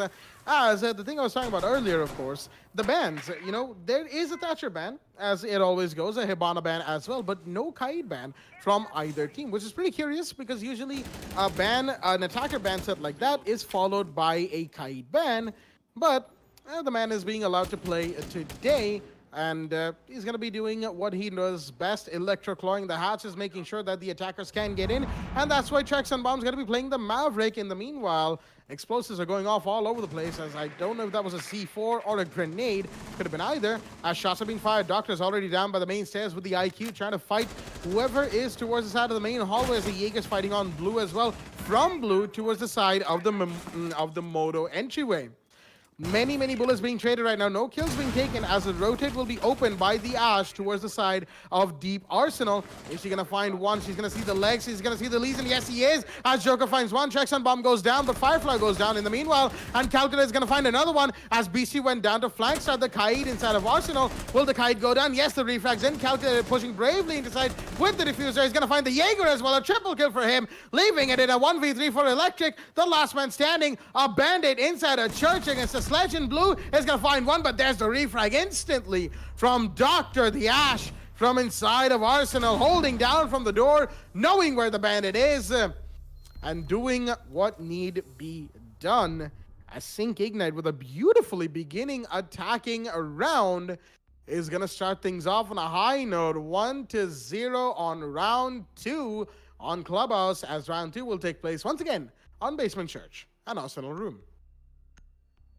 A good clutch attempt coming in from the side of Electric. We did see him pull that off before as well. Statics Gaming has a good track record when it comes to Clubhouse. But honestly, at this point, I really cannot say that no team in the region, at least in our region, has had a bad track record on Clubhouse. Everybody loves to play it. Everybody thinks that they're amazing on it as well. But let's see, going ahead, what we'll be getting to see from round 2 will be underway. We've got similar picks coming in, and I wouldn't really blame them. You know, you want to have maximum hard reach potential for yourselves as well. Oh, wrong button. There you go. I almost pressed the alt for some reason, but yeah. Going ahead, we'll be seeing a whole lot more, at least changes that we get to see from the side of Statics Gaming, with the kind of approach that they tried to pull off. Sync Ignite was just they were a little bit slow, and then all of a sudden they were a little too fast. That kind of pacing is what Statics Gaming just could not put up against. Sync Ignite, amazing, well done with that final push, calculated. You know, making sure with that spear that push, in fact, with the Ash, with the breach charge coming in, waiting for the calls, you know, getting the drone works done and whatnot. After the information trade-off happened, they made the push happen. Really good display of patience, really good display of importance of information before you want to be pushing on site. Let's see what we got for ourselves now on round 2. Calculated once again, we'll be playing Thermite. We've got Trex and Bomb on the map. This time a little orthodox. We're getting this done first and foremost. The tunnel will get breached amazing. Well done, in fact, Trex and Bomb. A nice little home that yourselves just hop in. When you want to Sandy's has pushed up off the clothes onto oil, but he's trying to find somebody's footprints, and yes, he has. That's not the footprints. He's obviously trying to find the cars, in fact, of the Jaeger, maybe the Legion, but he's not found anything, at least not for the moment. Doctor, that is the Ash, has pushed in along with him. Oh, he almost got the head of Flankstar caught off, but Flankstar will be caught off, in fact, by Sandy's. That's either winner kill from the side of Seeking. That definitely coming out strong, already getting the first track on board. Kai takes the fall. We're seeing Joker getting a little aggressive on the side of the tunnel. I'm not sure if that is the right thing to do. Pushes in. That is going to be Doctor. He's actually stepped inside the kind of fall back, but that's also going to deny the cover for Sandy's, and that's where Prince will be the one to make the push-up happen and get the frag on time. Well done and dusted as well. Still seeing a possible push coming in. Prince will be pulling on the side of Blue right now. He's got more than enough time and enough drone work coming in from the side of Doctor as well. Doctor knows that he cannot challenge this angle, at least not for the moment. Gonna fall back, get some reinforcements, get some more information done from his teammates. I'm not sure what he's requested either, but the push calculated on the main stage. He's made the push happen. He's got to be careful about that angle. He's going to pre-fire it, at least for now. But the aggression from the Bandit will not get shut down. He's still going to go for it. He's going to get that frag in. But before that, it was going to be Firefly getting a double, in fact, for him. That is amazing. That has suddenly turned this in the favor of Statics Gaming. A 1 vs 2 with Joker being down, definitely going to be good for the revive. Joker will get revived. That means a 1 vs 3 Beast. He has to fight the Nomad. They're getting the diffuser back in. 1 minute left. Not enough time to approach this and a potential clutch moment. He is going to go wide. Goes all the way on the side of Modern. He wants to go for this long rotate, but he'll be met with the Wrath of the Fireflower. He's going to go for this prone angle peak. He's going to get it. They're just going to fall back. Beastie definitely huge heat that he's having to face right now. Not much that he can see the mainstay cam first. That's huge. Somehow that cam was still not taken out after a huge push on the side of mainstays. Maybe that is what provided so much more information for Statics Gaming, but yeah, going at Beastie. Still making the push from the mainstay. He's not gonna completely ignore the bandit on his left side. We're gonna go with the white push here. There's no way he survives that angle. It's a double cross, and that'll be met by Joe the SM. 11 points the down, came back on the revive, and here's the finishing kill from the man himself. That's going to be Statics Gaming putting a round on really well done. Round 3 will be underway with the equalizer coming in the early game. 1-1. No predictions from my side here, but definitely a nice game is what we are being promised here. Hibana and the Thatcher band, the way that this has been playing out, amazing. Round 3 will be underway. Like I said, the equalizer score 1-1. Well said right there, Foxy. The early game equalizer is, yeah, it's not something massive to go off of. You know, we've heard early game equalizers that end up in 7-1, 7-3s, and early game equalizers that end up at maximum overtime. So, you know, there's certainly a huge differential right there that sort of makes making a prediction based off of just a 1-1 not exactly that great. Well, not exactly that reliable. That's what I meant to say right there. Second for CCTV is a status choice from from Statics Gaming, bringing in round 3 to the second floor location. Electric with the Bandit. We're looking to do what a Bandit does best. That is Bandit trick with the car batteries that he happened to pick up from the parking lot of this map. Regardless, he's of course retrofitting those batteries. Must have taken Bandit quite a while, so I imagine he's a little grumpy right now. As Electric, he'll be hungry for those kills as it goes. So we've got the Electric Claws coming in from Fireflower as well. As the garage reinforcements will be held down, and once again, no Thatcher, and this time no IQ. Albeit the spot that the Electric Claws are being used on, the IQ is going to have a tough time taking care of those particular pieces of utility regardless. Final bits of utility being placed down as action phase is underway, and a door barricade on the construction door facing the side of the bedroom. That's really interesting right there from the side of Statics, as they're looking to make sure they manage to get into the first floor lounge area without any issues. Maverick, here we go. We've seen this a million times by now. The half-wall trick is going to come in, and it is from Trexon Bomb. He's starting and stopping that torch quite a bit, albeit he's afraid of getting shot, and understandably so. You know, anybody from Catwalk could challenge this angle, but he will get the proper amount of angle required. But no, there's Fireflower peeking ahead, and he will take down that operator. That is your Maverick off the board. It's very unfortunate, ladies and gentlemen, as the Maverick has gone down, albeit he did get the wall soft, and he did take care of the Bandit batteries, so, you know, it's not all bad. I mean, it is still bad. You know, you've lost an operator in that entire endeavor, but still, you know, the utility clearance is in. Okay, you know, I'm just going to stop pretending like losing operators isn't a big deal. Right now, it's a 4 versus 5. Sync Ignite, not in the best positions. They're going to have to make do with these last 4 operators, and they most certainly can, with a minute 30 remaining as the garage push is coming in. But Prince knows of this. He's going to see the sledge. He will, but the sledge will get him first as the pre-fires come in. Sandy seeing the sledge, takes the shot, gets the kill. Electric has been down on the metal stairs. He's going to be taken off the board as well, as more shots were fired back at Doctor, but he's not going to be taken off the board. Fireflower and a Joker having a little convene right there towards the rotation on the red stairs. All the smoke. He's on the rotate, or at least the line of sight on the table of Cashroom. Takes a bit of damage, and he does a bit of damage back. While Sandy's taking a bit of damage, Beastie as well from the gas can, so that was just another. Doctor's gonna find Fireflower in the meanwhile. As a push coming in from the metal stairs, does the Asher where he is? Yes, she does. Takes him out, but that's a trade. No, that's not. Flankster was one to take on Doctor. The Legion comes in, but it's a 1v3 down from that 1v4 situation. He's gonna go for the big run out rotate, and he will be found. The pre-fires were in. They knew where he was coming from, and Sandy's is gonna be the one to take that kill. Flank Star goes down, and so do the side of Statics in round 3, which of course goes to the side of Sync Ignite. Well done on the attack to push in, coordinate despite losing the Maverick early, as they are now 2-1 with the early game lead on round 4. Honestly, that was well done from the side of Sync Ignite. That push up, coming alive with the frag potential is the kind of approach that they wanted to make, and they made it happen successfully. Though that's the key word here. Approaching clubhouse when you happen to be on attack, it's so much more of a frag heavy or a frag centered push. I wouldn't really recommend it, but Sync Ignite happens to be one of those teams that has found themselves a nice spot that they can just happen to exploit for Statics Gaming, and that is exactly what we're seeing them do. You know, getting this stuff done, getting this impact frags, and this just having to play on crossfires and each of these flank watches. That's just how you want your perfect attacks to go. When you want to center them a little more frag centric, yeah, that's what I'm trying to say.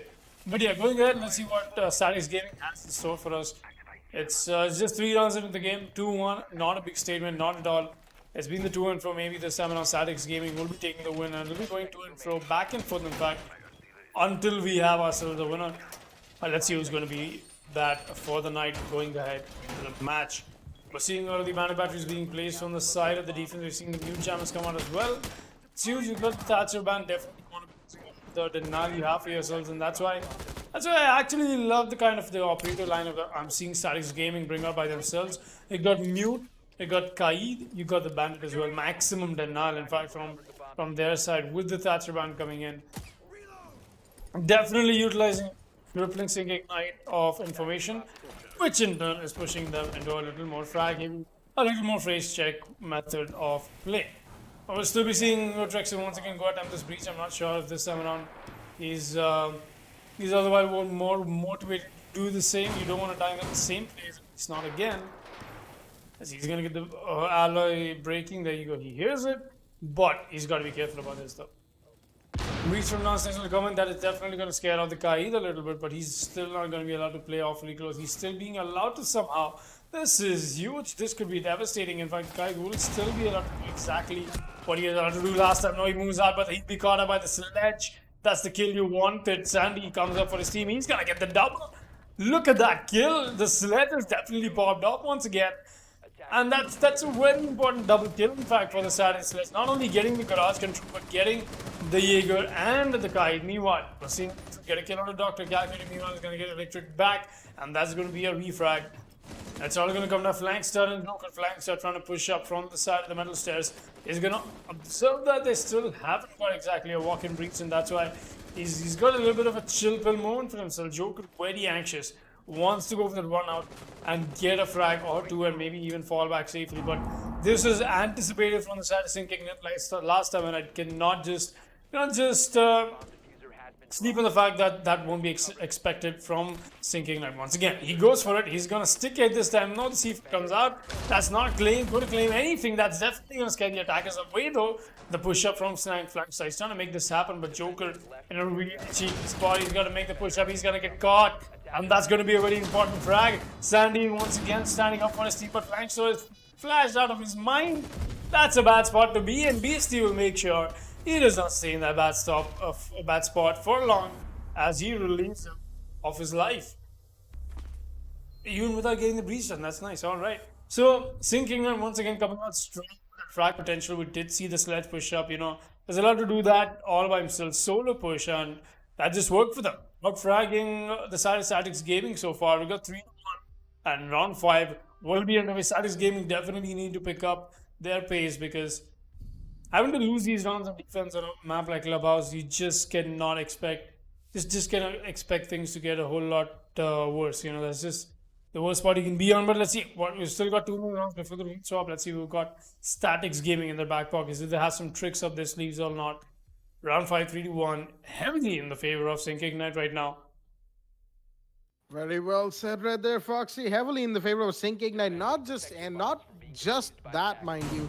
It was also the fact that in the early round, you said the sledge pushed up. He was uncontested, and I do understand the Kaid going down like that. You know, he wanted to peek, contest the breach that the Maverick was doing, but of course, checks on bombs, smartly not going about it the way he did in the last round, instead changing up his position to make sure the Kaid would not get him from that same angle. And that's why, you know, Kaid, he tried to go into garage window. Unfortunately, not sure what the Jaeger was doing inside of the catwalk itself, because it didn't really seem like he was aware of the push-up happening. At the very least, you know, there was no intel on the sledge coming up. The Kaid tried to vault through. He got taken out for his trouble, and the Jaeger soon followed. And, you know, it is what it is. It's just not exactly the best day for Statics, at least for now. These last 2 rounds definitely have not been their best. As we see, 6 and 6 for Sandy's, and Doctor calculated with 4 for himself. That's pretty much your kill feed right there from the side of Sync Ignite. Their attack has been pretty strong as they're looking to continue that show of strength. Sandy's slowly pushing up on towards Oil Pit, and the man on the sledge can definitely make some big things happen right now if he makes this push happen successfully. Doctor's droned in, and he's seen the Jaeger inside of utility room, seen the ADSs and all the utilities that have been placed here, so the flashbangs will definitely be coming in handy to burn both of them out.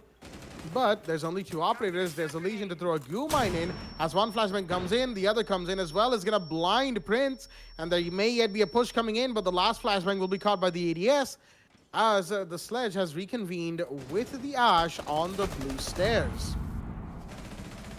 Meanwhile, the Maverick is busy opening the hatches, as the Maverick does. Not going to be finding anybody just yet. Those grenades that were thrown in by the sledge, as Doctor's going to find Prince. In the meanwhile, the man went in for the peek. Ill-advised in that situation, as Moto hatch has been opened. More flashbangs coming in. The air jabs coming in from the Nomad, while the blue push is still a thing, as Sync Ignite are not going to allow Statics Gaming to settle whatsoever. There's one trying to push from dirt, 2 trying to push from the Moto hatch, and 1 trying to push in, at least 2, I think, from blue. Or, you know, the distribution could be wrong. I maybe could be reading into the distribution wrong. As the drone comes in, it's going to spot where Joker's playing. Doctor's going to find another one. That's a double kill for the Ash. A triple, in fact. Fireflower goes down as well, as the Thermite's going to make a big breach towards the side of Container, but Joker's going to be the one to take him out. Instead, it's a 4 versus 1. Doctor found Flagstar in the meanwhile. He's looking for it all. The ace could be in right now, Doctor, and he hip fires him to finish. Oh, the disrespect is in, as Doctor, knowing that the canister isn't going to allow him line of sight, just shoots through it, hip fires regardless, gets the kill, and gives Sync Ignite round 5. 4-1 is the scoreline, ladies and gentlemen, and we are on the last round before roll swap, and round 6 will be taking place on Basement Church and Arsenal. So one of ace coming in from Doctor. Got to give it to him. The kind of aggression, and I've talked about this before. Doctor from Sync Ignite happens to be a very important tool for the kind of the attacks that they like to pull out. You know, having a dedicated drone person always maneuvering all the callouts for Doctor. Definitely putting so much more on board for himself, and not just that, Doctor having to be a very mechanically skilled player as well. Get to see some amazing flicks on his teammates as well. Quite a bit, you know, happens to be a tense moment. Just happens to flick his teammate out of existence, and that happens. But when there have been times of him having to make his presence felt, when there have been times of him having to prove something for him and his teammates, he's done that. He's done that today as well. Round 6 will be underway, and Ignite is looking very strong right now. 4-1. Statics Gaming just not.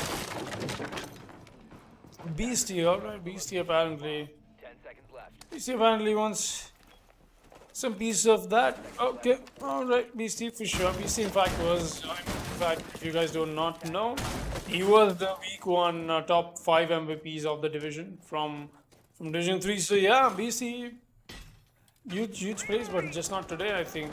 So Beastie is sitting very low. He's got only 1 frag for himself. Doctor definitely has put himself up on that board, with that ace coming up in the last round as well. He's been winning those frags, but the last round he just happened to pop off on a different level. Let's see what we get to see going ahead in this match. Electric will be a little aggressive on the side of Mainsters. He might as well find a kill or two here to see if he goes out, and he gets a kill. That's exactly what I was talking about. Trex and Bomb takes the fall, and another one goes down. Sandy's the one who will not be surviving the wrath of Electric. Once again, the bandit aggression from Mainsters. Electric has been added with these signature plays for himself, and he's been doing amazingly well with that. Was still expecting a push from Doctor, but Doctor is scared himself. He wants to be very careful in terms of how he happens to push this, because you've already lost a whole lot more for yourselves. You don't want to forego off more advantage. Calculator, meanwhile, is going to find Prince, so that's a nice push on the side of Tunnel. Meanwhile, Electric is going to find one more. That's going to be one and one more. Electric this time answers back with the quad kill already for the A's that Doctor happened to take. Calculator making his way inside Tunnel. Looks like he wants to go in and get this guy. He's very desperate. He's going to get the first frag in. Still got to find 3 more if he wants to make this clutch happen, but the hatch will not be open. Still reinforced. Electric goes in for the white peak, and that's the ace from Electric, people. This is exactly what I'm talking about. Coming in back-to-back aces, and that's huge. That's huge. Doctor comes in with one, and Electric says, guess what? Statics Gaming has an ace specialist as well, and that's him doing his job. A 4-2, amazing stuff from both these teams. Definitely woke up the evil, the darker, the more serious side of Statics Gaming over there, or at least of the Electric, the bandit that was. But that was necessary. That was huge. 4-2, and it's looking really good. We'll be seeing the rule swap come in as well. Round 7 will be underway. We're still seeing Ignite in a very good lead, and we'll be taking a quick look at the scoreboard as well. Blackjack, please take away the mic. Thank you very much for that, Foxy. Back-to-back aces that make a match exciting, ladies and gentlemen. And that is what we are here to see. It may be Division 3, but the action doesn't stop as the quick look at the scoreboard comes in. Doctor with 11 in the first 6 rounds itself. One of them was, of course, an ace. And the man has done quite the job for his team. Sandy's in calculated 6 and Siege. Checks on Bomb and Beastie, not the best day in terms of kills, but they're bringing in the support, as it were. Electric, off the back of that ace, 8 kills for him, 3, 3, and 2 for Fireflower, Joker, and Flankstar. Prince bringing up the rear. It hasn't been the best day for the side of Statics Gaming, but that is probably set to change, because, ladies and gentlemen, it is going to be defense for the side of Sync Ignite and Statics on the attack. And if the clubhouse trend is to be followed, then as soon as I say these next magical words, one of these teams is going to start winning back-to-back rounds. The clubhouse is a defender-sided map. Sync Ignite get that advantage, being 4-2 up on the round count as well. But right now, Trek Sunbomb looks like he's got something to say about the push coming in, as he's going to see the sledge. But the sledge doesn't know him, and he's going to take that kill easy. Fireflower goes down. Trek Sunbomb using the pulse to maximum utility. Well, not quite. The C4 didn't come out, but still. He's just rotating around the first floor for the time being. The man has a job to do. He's a man on a mission. Wait a minute. Sandy's and Calculator just having fun out here in Cash Room. They don't even care, as the Pulse and the Mute are gonna join them as well. All right. No, there's a C4. It's gonna scare everybody back to their positions. All right, a nice and a quick little fun man session right there from the side of Sync Ignite, as they are back to positions against Statics Gaming, while we have a Maverick attempting to do a hard breach to the side of the Jacuzzi wall on the western end of the corridor right here. He's got most of it down, of course. He's got the Zofia as well for the soft breach eventually.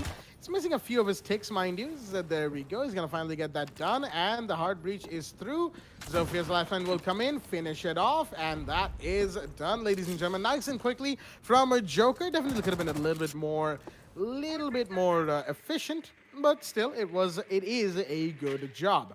Meanwhile, there's a push coming in towards the side of Cash. There's a hard breach already earned on the C2 main wall, as Flankstar is looking to push him through that. There's the castle sitting inside of Cash Room. He's got support from the Jaeger, but no, he's going to barricade that off nice and quickly before he can be challenged on the Cash door. He's going to go back on his intel, try and gather as much of it as he can, while the side of the attack are in a bit of a tricky spot. As, oh dear me, was that a wall bang? I think that may have been Doctor through the construction window is going to find one as Chuckson bomb goes down to electric. In the meanwhile, the Zofia has taken a kill, but it's just one against the two that the attackers have already lost, ladies and gentlemen, as Calculated is going up on a fight against the Thermite on the side of CCTV. Sandy is here to take down Prince. That is the Thermite of the board. Zofia's lifelines come in, but the diffuse has been dropped. The SMG-11 comes out, is going to find one, and it's all down to Joker, the last man standing on the roof.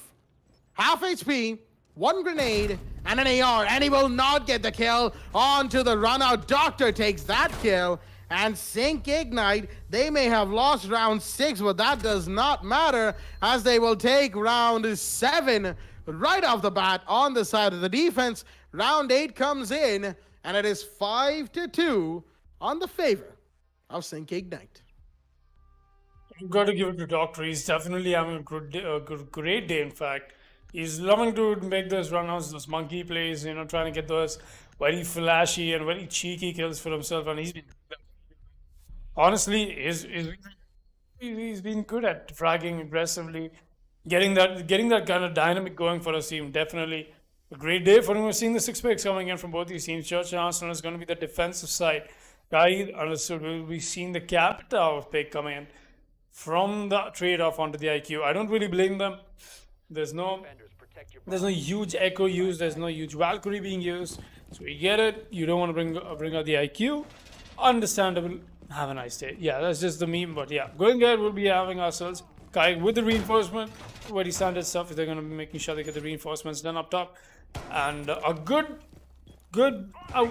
I'd say Sinking It has not overdone the denial that they brought on board like Statics Gaming happen to do for themselves. You know, getting too much overboard for yourselves, and they're just not able to perform that at that level. Trying to bring yourselves the Mute, the Bandit, the Kaid, and whatnot, but there was some downside to it, which Sync Ignite could find. We don't know what that is, but they definitely did find and put those ones on board, despite so much more heavy utility denial that you brought for yourselves on defense, and. That's why, coming back to what I was trying to say, loving what he's doing though, and never mind, Sandy's already picking up a fight. He's not going to light anybody up. Neither has he taken damage, but he's just going to fall back for the bit. He has scared of the attackers though. The first kill will be coming in from Joker, and that's going to be aggression from Calculated. Caught out, no damage done either for the side of the defense. That's going to be huge. But I'm getting to see a very, very hugely extended roam coming in for the side of the defense. There's only the Legion and the Smoke to hold on the side. You've got the Kaid and the Vigil playing up top. That's very weird, but definitely I want to find out what we've got next. We've got the C4 left in play for the side of Trexen Bomb as well. Sandy's will be going for the long rotate. Trexen uses the C4 to get the kitchen hatch open, in fact. That's weird, but necessary. Definitely necessary. You're seeing the push-ups coming in for the side of Doctor as well. I'm not sure how Statics Gaming are allowing all of this to happen. How are they allowing such free roam without drone works, without anybody rappelling anything, without having enough cover for the rotates? Finally, that cover comes in, and that'll be the first kill for Fireflower. Doctor takes the fall. Doctor, there's very, very thin chances that he could have won that gunfight against that rappel angle that Fireflower happened to bring on board against the SMG-11. I'm not sure about that, but the push-up is in from the Thatcher already. That's going to be the Sledge already, but no, the AUG swift shots from Trexon. Not only does it give you the position of himself, but also has put himself in a really bad spot for a possible re-rotate back on his side. Joker trying to get aggressive. He's with the impact nades, but he's not confident about what he's trying to see here. Wants to make a quick push on the side. Sandy's, all the while more wiser, waiting for a possible push-up from his teammates. Trexon has gone for a full long rotate beast. He's the only one holding on to side. He's got the first frag. No, he won't be able to get that. Meanwhile, somebody else does get it though, and that's going to be Firefly getting the first on Trexon and Joker onto Beastie. It's all on the sand. He's going to get a frag, but there's two more people he's got to fight against. The Statics Gaming will not be allowing this match, or this round at least, to be put on board for the side of Sync Ignite. Once again, getting a little too cocky about this. Sync Ignite definitely not bringing out the best that they've got for themselves. Let's see what we've got on round 9. 5-3 is the scoreline, 1 round away that Ignite said to take this to match point, and 2 rounds away from winning this, as they hold the 3rd spot in the league right now, while Statics Gaming holds the 5th. So let's see who happens to make the changes in that divisional leaderboard. Over to you, Blackjack. Thank you for that, Foxy. And indeed, let's see who makes the changes in the standings first. As Doctor with the 6th pick, out of the Frost into the Doc. Doc playing. The Doc is in the lobby, ladies and gentlemen. The Doc has entered the chat, and a good number of Doc jokes I can make. However, I'm not going to be doing that just yet. I believe I've already run my course of terrible puns for the day. As I'm not sure if that even counts as a pun, but semantics aside, second floor CCTV is the site of a choice right here, as we had Gym Bedroom being won by the side of Sync Ignite on defense, but Basement Church didn't quite go well for them in the previous round. We've got the Womayan Jaeger double denial in play, while we have the Kaid running electrical interference towards the side of the garage walls. We've got the Doc, of course, as we just discussed. French healer, tank, does a lot of damage, and of course Traxxon Bomb playing the vigil. The man is going to be on a mission. He's going to be the roamer, and he's going to be one of the more important operators, at least for the early and mid round. Beastie using that revolver that the Kaid has only recently gained to make sure that he can get those lines of sights. And while Traxxon Bomb spawn peeks in from pool table, isn't going to be able to find anybody. He's going to rotate towards Strip Club, take out the speakers, while Sandys is setting up a vertical line of sight inside of sight, all the way down to stockroom. Domai is going to help him with that. As there we go, the Ronald's in. Traxxon Bomb is going to find electric. The Zofia goes down early, and that is going to put a massive dent in the attack of the side of Statics Gaming. Not expecting the run out all the way from the changing room of Strip Club, as the main wall is going to be breached by the Thermite Prince, getting that done nice and quickly. Joker not even needing to use his blowtorch. That already did it, and we didn't get to see it, as the Vigil's approximate location is going to be spotted, at the very least given away, but his exact location, even if he is inside of stocks, is the real question. Firefly is going to find Traxxon Bomb. Regardless, you know, all of that speculation was useless. He's been found inside of the lounge door.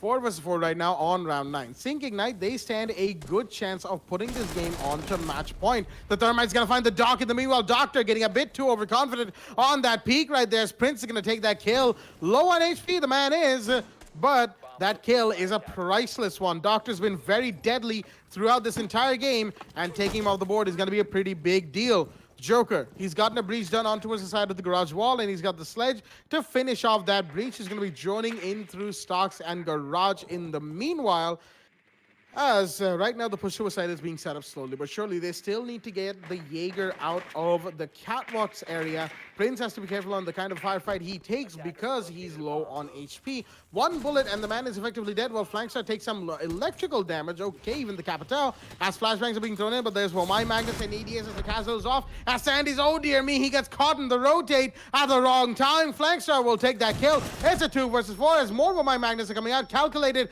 low on HP. Grenades are coming out, but more magnets and more denial are in. Beastie, he's got to peek this right now, but there's people inside the garage. Is he aware? He's going to find the Maverick and manage to pull back in just in time. 2 versus 3 now from 2 versus 4. Will he find one more? Flankstar's taking more damage in the meanwhile. Slowly coming towards side. No, Beast is going to find Flagstar in the meanwhile. Clotheslines him as the C4 comes out. Will he find the planter? No, it won't. Will he find the planter? Yes, he will. The denial's in. The diffuser's been dropped. It's a 1v2 for Fireflower. And the Kaid's going to peek and take him out as well. The 2 versus 4 is in. More importantly, Beastie, the Kaid with the plays, will give the side a Sync Ignite one more round, and that one more round was what they needed to go on to match point here on round 10. It is 6-3 to them, going into the 10th round. Oh boy, that was one of the beast play from BC. Got to give it to him. There's a reason why he happens to be on the top 5 MVPs from this division, at least from the first week. In case you guys did not know who the MVPs for the top 5 divisions are, people, make sure you check out the Esports Club on Instagram and Facebook. We've got the team standings coming in every single week, and we've got the MVP statistics, the kills, the deaths, the kill-death ratio, the MVP standings for yourselves in the season as well. Definitely want to stay updated with who's playing well, who's not. But that out of the way, that was amazingly well done by from the side of the Kaid. Definitely very impactful plays that he brought on board for himself. But the support from his teammate as well, very impeccable. The crossfire, amazingly well done. The distraction provided at the right time, at the right moment, just happened to be something that the Beastie could take maximum advantage of, and yes, he did. Amazingly well played. Put Sync Ignite on the match point. Let's see what we've got for ourselves this time around. The jammers will be coming in from memory. We've got Dr. Ignite. He's making sure all of that is done well. And Trexen has already come up with this Pulse invite. Very interesting lineup in terms of operators. Doctor, though, I'm not really sure if that's the best player to be putting an operator like Mute in the hands of, honestly. You see, he's very ecstatic, he's very angry, he's very energetic always. You want some patience, you want some trigger discipline when it comes to an operator like Mute. I don't know.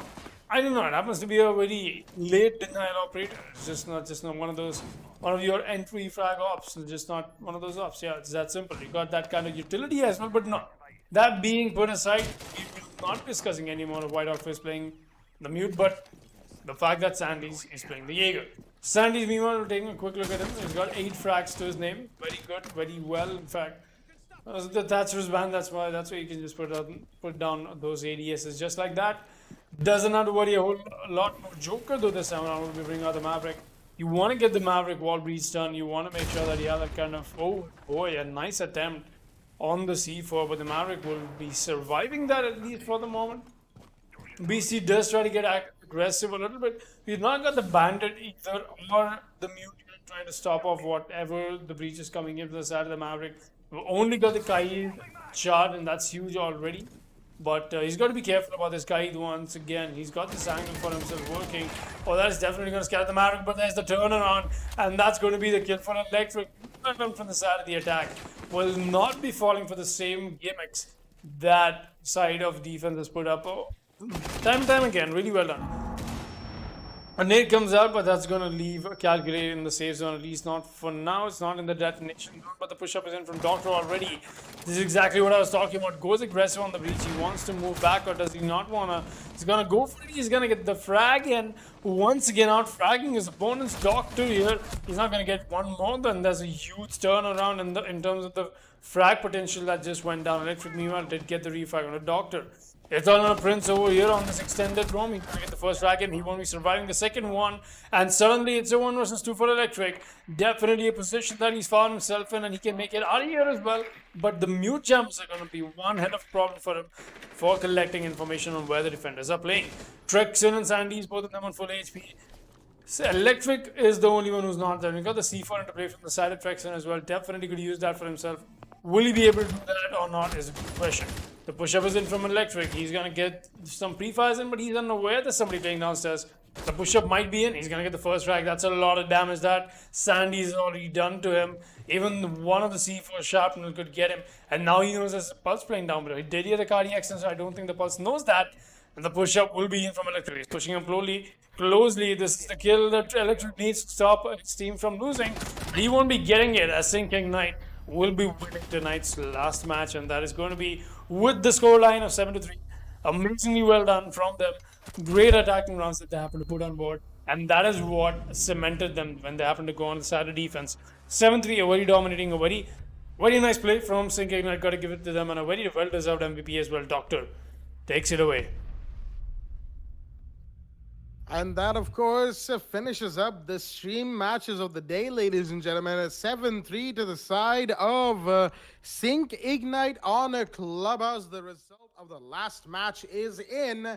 As, of course, before we do the usual roundup of the stream, let's have Baba Gusta, our analyst, join in with his thoughts on this game. Baba, over to you.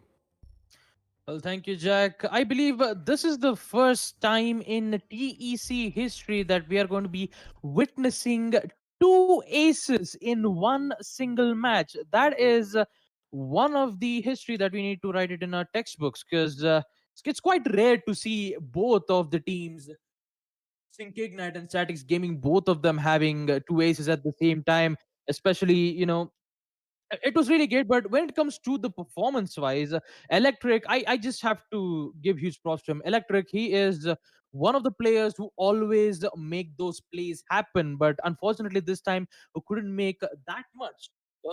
Currently they only won 2 times on the defense, We actually did see them won 2 times on defense, where they only won 1 time on defense, 1 time on attack, which is on round 8 basement church. When it comes to on the side of Psych Ignite, the heavy aggression that these teams, especially when they push in on attack or when they try to go on defense, they are very aggressive and they are picking Statics Gaming off guard, which they did not have any counters to do whatsoever. And even on round 8, we actually did see Statics Gaming on attack. They are letting the rumors roam. That is quite unusual to see it, but then afterwards I actually got to realize that Joker was trying to hunt the rumors, in which he actually did succeed getting that early kills, taking out one of the most important operators, I believe, on round 8.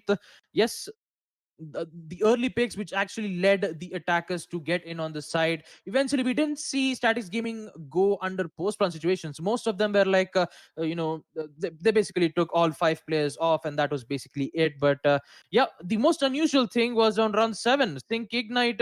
We actually did see 4 players partying on Cash Room, while we actually see Beastie with the Kaid trying to hold an angle, tries to hopefully where actually you see Maverick using the jacuzzi wall to open it up, and then you see Kaid all by himself without any of them defending one of these teams. And luckily it actually worked out.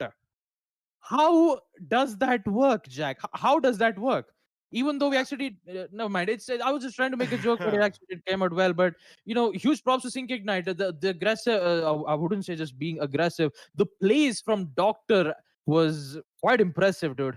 It's really impressive. I did not expected that to happen. And the 9th round, where we actually did witness a 2v4 situation in which Statics Gaming did had an opportunity to go for the plant and eventually win it. And it was quite you know it was quite weird to see Fireflower playing as the Capitao. You actually did see him. We actually did see who was it? It was basically the Kaid, yes, Beastie yet again pushing in, taking out the diffuser. Well, Fireflower was too late, just by getting onto the stress, tried to take him out, but it actually didn't work out for the attackers on Statics Gaming. But in the end, an explosive win for Team Sync Ignite. And Statics Gaming, it is not really going well in their favor. Sync Ignite will be having a win-loss ratio of T-0. They haven't lost a single match just yet, and it is quite I'm really happy for Sync Ignite that they've been performing extraordinarily at this Division 3. For Statics Gaming, we still have some hope. Electric, he can be able to make some great plays, but they just need to get in form. They need to communicate properly. They need to get their stuff together, or else they'll start to fall off. They'll start to they won't be able to get those perfect kills, perfect communications. The only thing that I can hope is for Statics Gaming to be prepared. Hope for the best and prepare for the worst. That's all I wanted to say on the analyst, Jacks. That's all I want to say, Jack.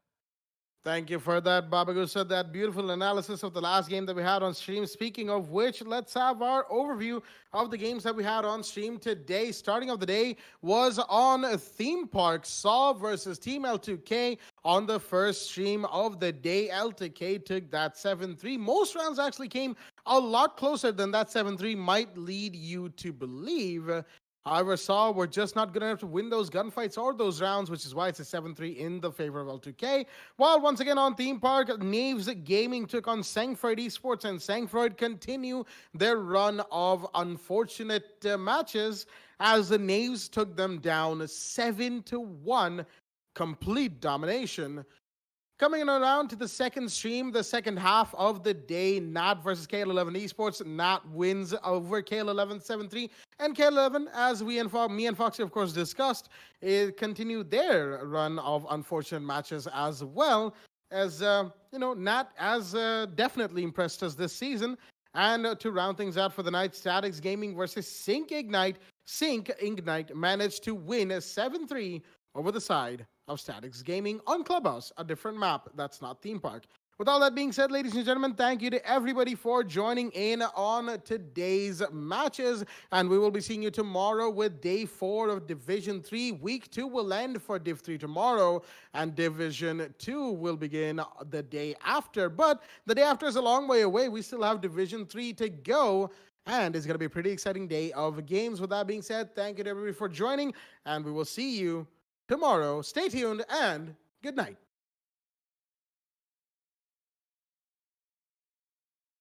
Captain Arya from the Esports Club here with some pretty awesome news. Now, as you probably know, we've been running the WD Black TEC League for Rainbow Six Siege powered by LG Ultragear for the past few months. As we come into August with our final season of the league, we wanted to celebrate with you guys who have made this an amazing experience and an extremely successful esports event. We've teamed up with some of our favorite partners to give away an entire esports PC for one lucky viewer. Yes, one of you is going to take home a complete PC featuring some of these awesome parts. First up, we've got the LG Ultragear 27GL 650F gaming monitor, 27-inch, 144Hz, 1ms with an IPS panel to make sure you're at the top of your esports game without sacrificing picture quality. Then we've got an amazing lineup of accessories coming in from HYPERX to make sure that you're always on top of your game. Cloud Stinger Core gaming headset. For the keyboard, you've got the awesome HYPERX Alloy FPS RGB mechanical keyboard. Then your mouse is the HYPERX PULSEFIRE Surge. It's got a brilliant RGB all around the mouse. For the mousepad, you've got the HYPERX Fury S. That is the speed edition of the extended mousepad. And then of course for your memory, you've got the HYPERX Fury RGB RAM. You've got 16 gigs at 3400 megahertz. Next up, we've got the WD Blue SN550 NVMe SSD to make sure you're spending as little time loading and booting up and spend more time gaming. And then of course, at the heart of this PC is the Ryzen 5 3600X CPU. Now, as you know it, at the heart of every gaming PC is a great GPU. So we've teamed up with Zotac Gaming to give you a brand new RTX 2060 because frames win games and there should be nothing between you and top of the line performance. Next up, we've teamed up with NZXT, who make some of the best and most premium PC components on the market. Powering your PC is going to be the C850 fully modular power supply, and your cooling solutions are going to be taken care of the KRAKEN X63 all-in-one liquid cooler. Now, we wanted to make this PC something truly special, and while the NZXT H510 Elite is a great cabinet for anyone, it wasn't enough. We teamed up with NZXT to give the winner of this giveaway a brand new NZXT H510 Siege Edition cabinet. This is a limited edition licensed Rainbow Six Siege themed cabinet from NZXT. There are only 500 of these in the world and just a handful coming to India.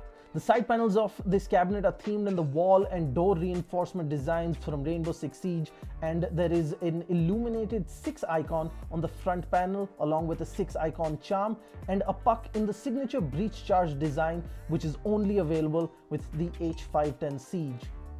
And one lucky winner on this giveaway is going to get a full esports PC sitting inside this beautiful cabinet. Now that you know everything that there is in the giveaway, the question is how you can take part. Well, it's fairly simple. First, head on to the link in the description of this video. Once you're at the giveaway landing page, fill out your details and follow the instructions. First, head on over to Facebook, make sure you're following us. 2, make sure you're following the Esports Club on Instagram. And 3, make sure you subscribe to us on YouTube. Simple so far. Now the interesting part.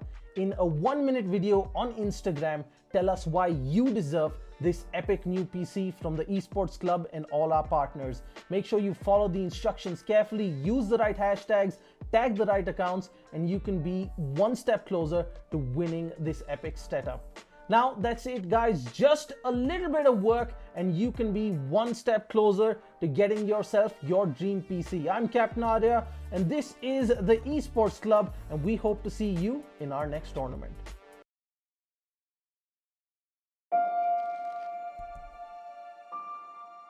The moment of creation is a form of magic, where an off becomes an on, a 0 becomes a 1, then another, and another, until, deep in the complexity, you discover order, speed, reliability, power. Experience the WD Black NVMe SSD.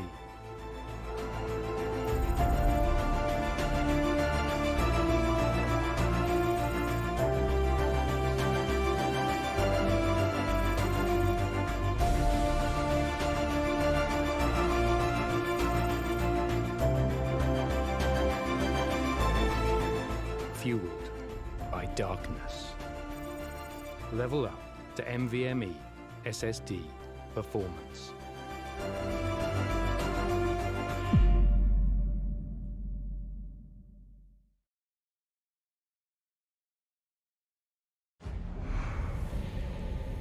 Numerous forces aimed at the Earth.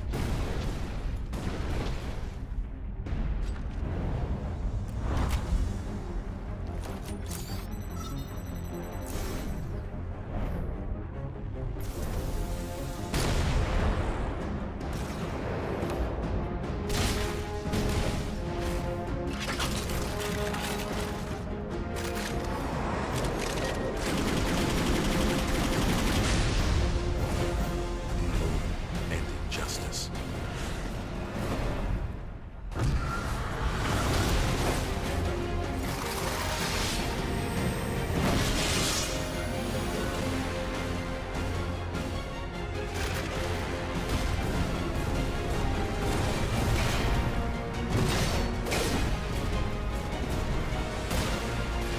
Let the glorious battle begin.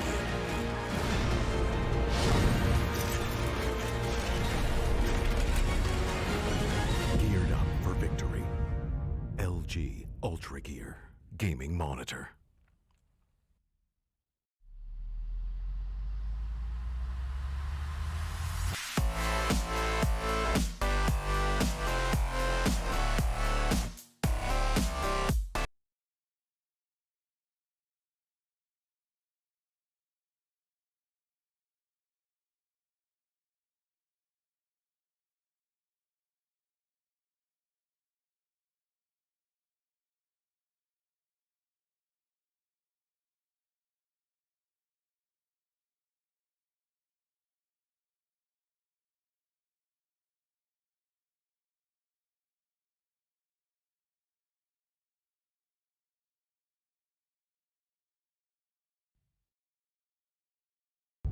Ready to breach.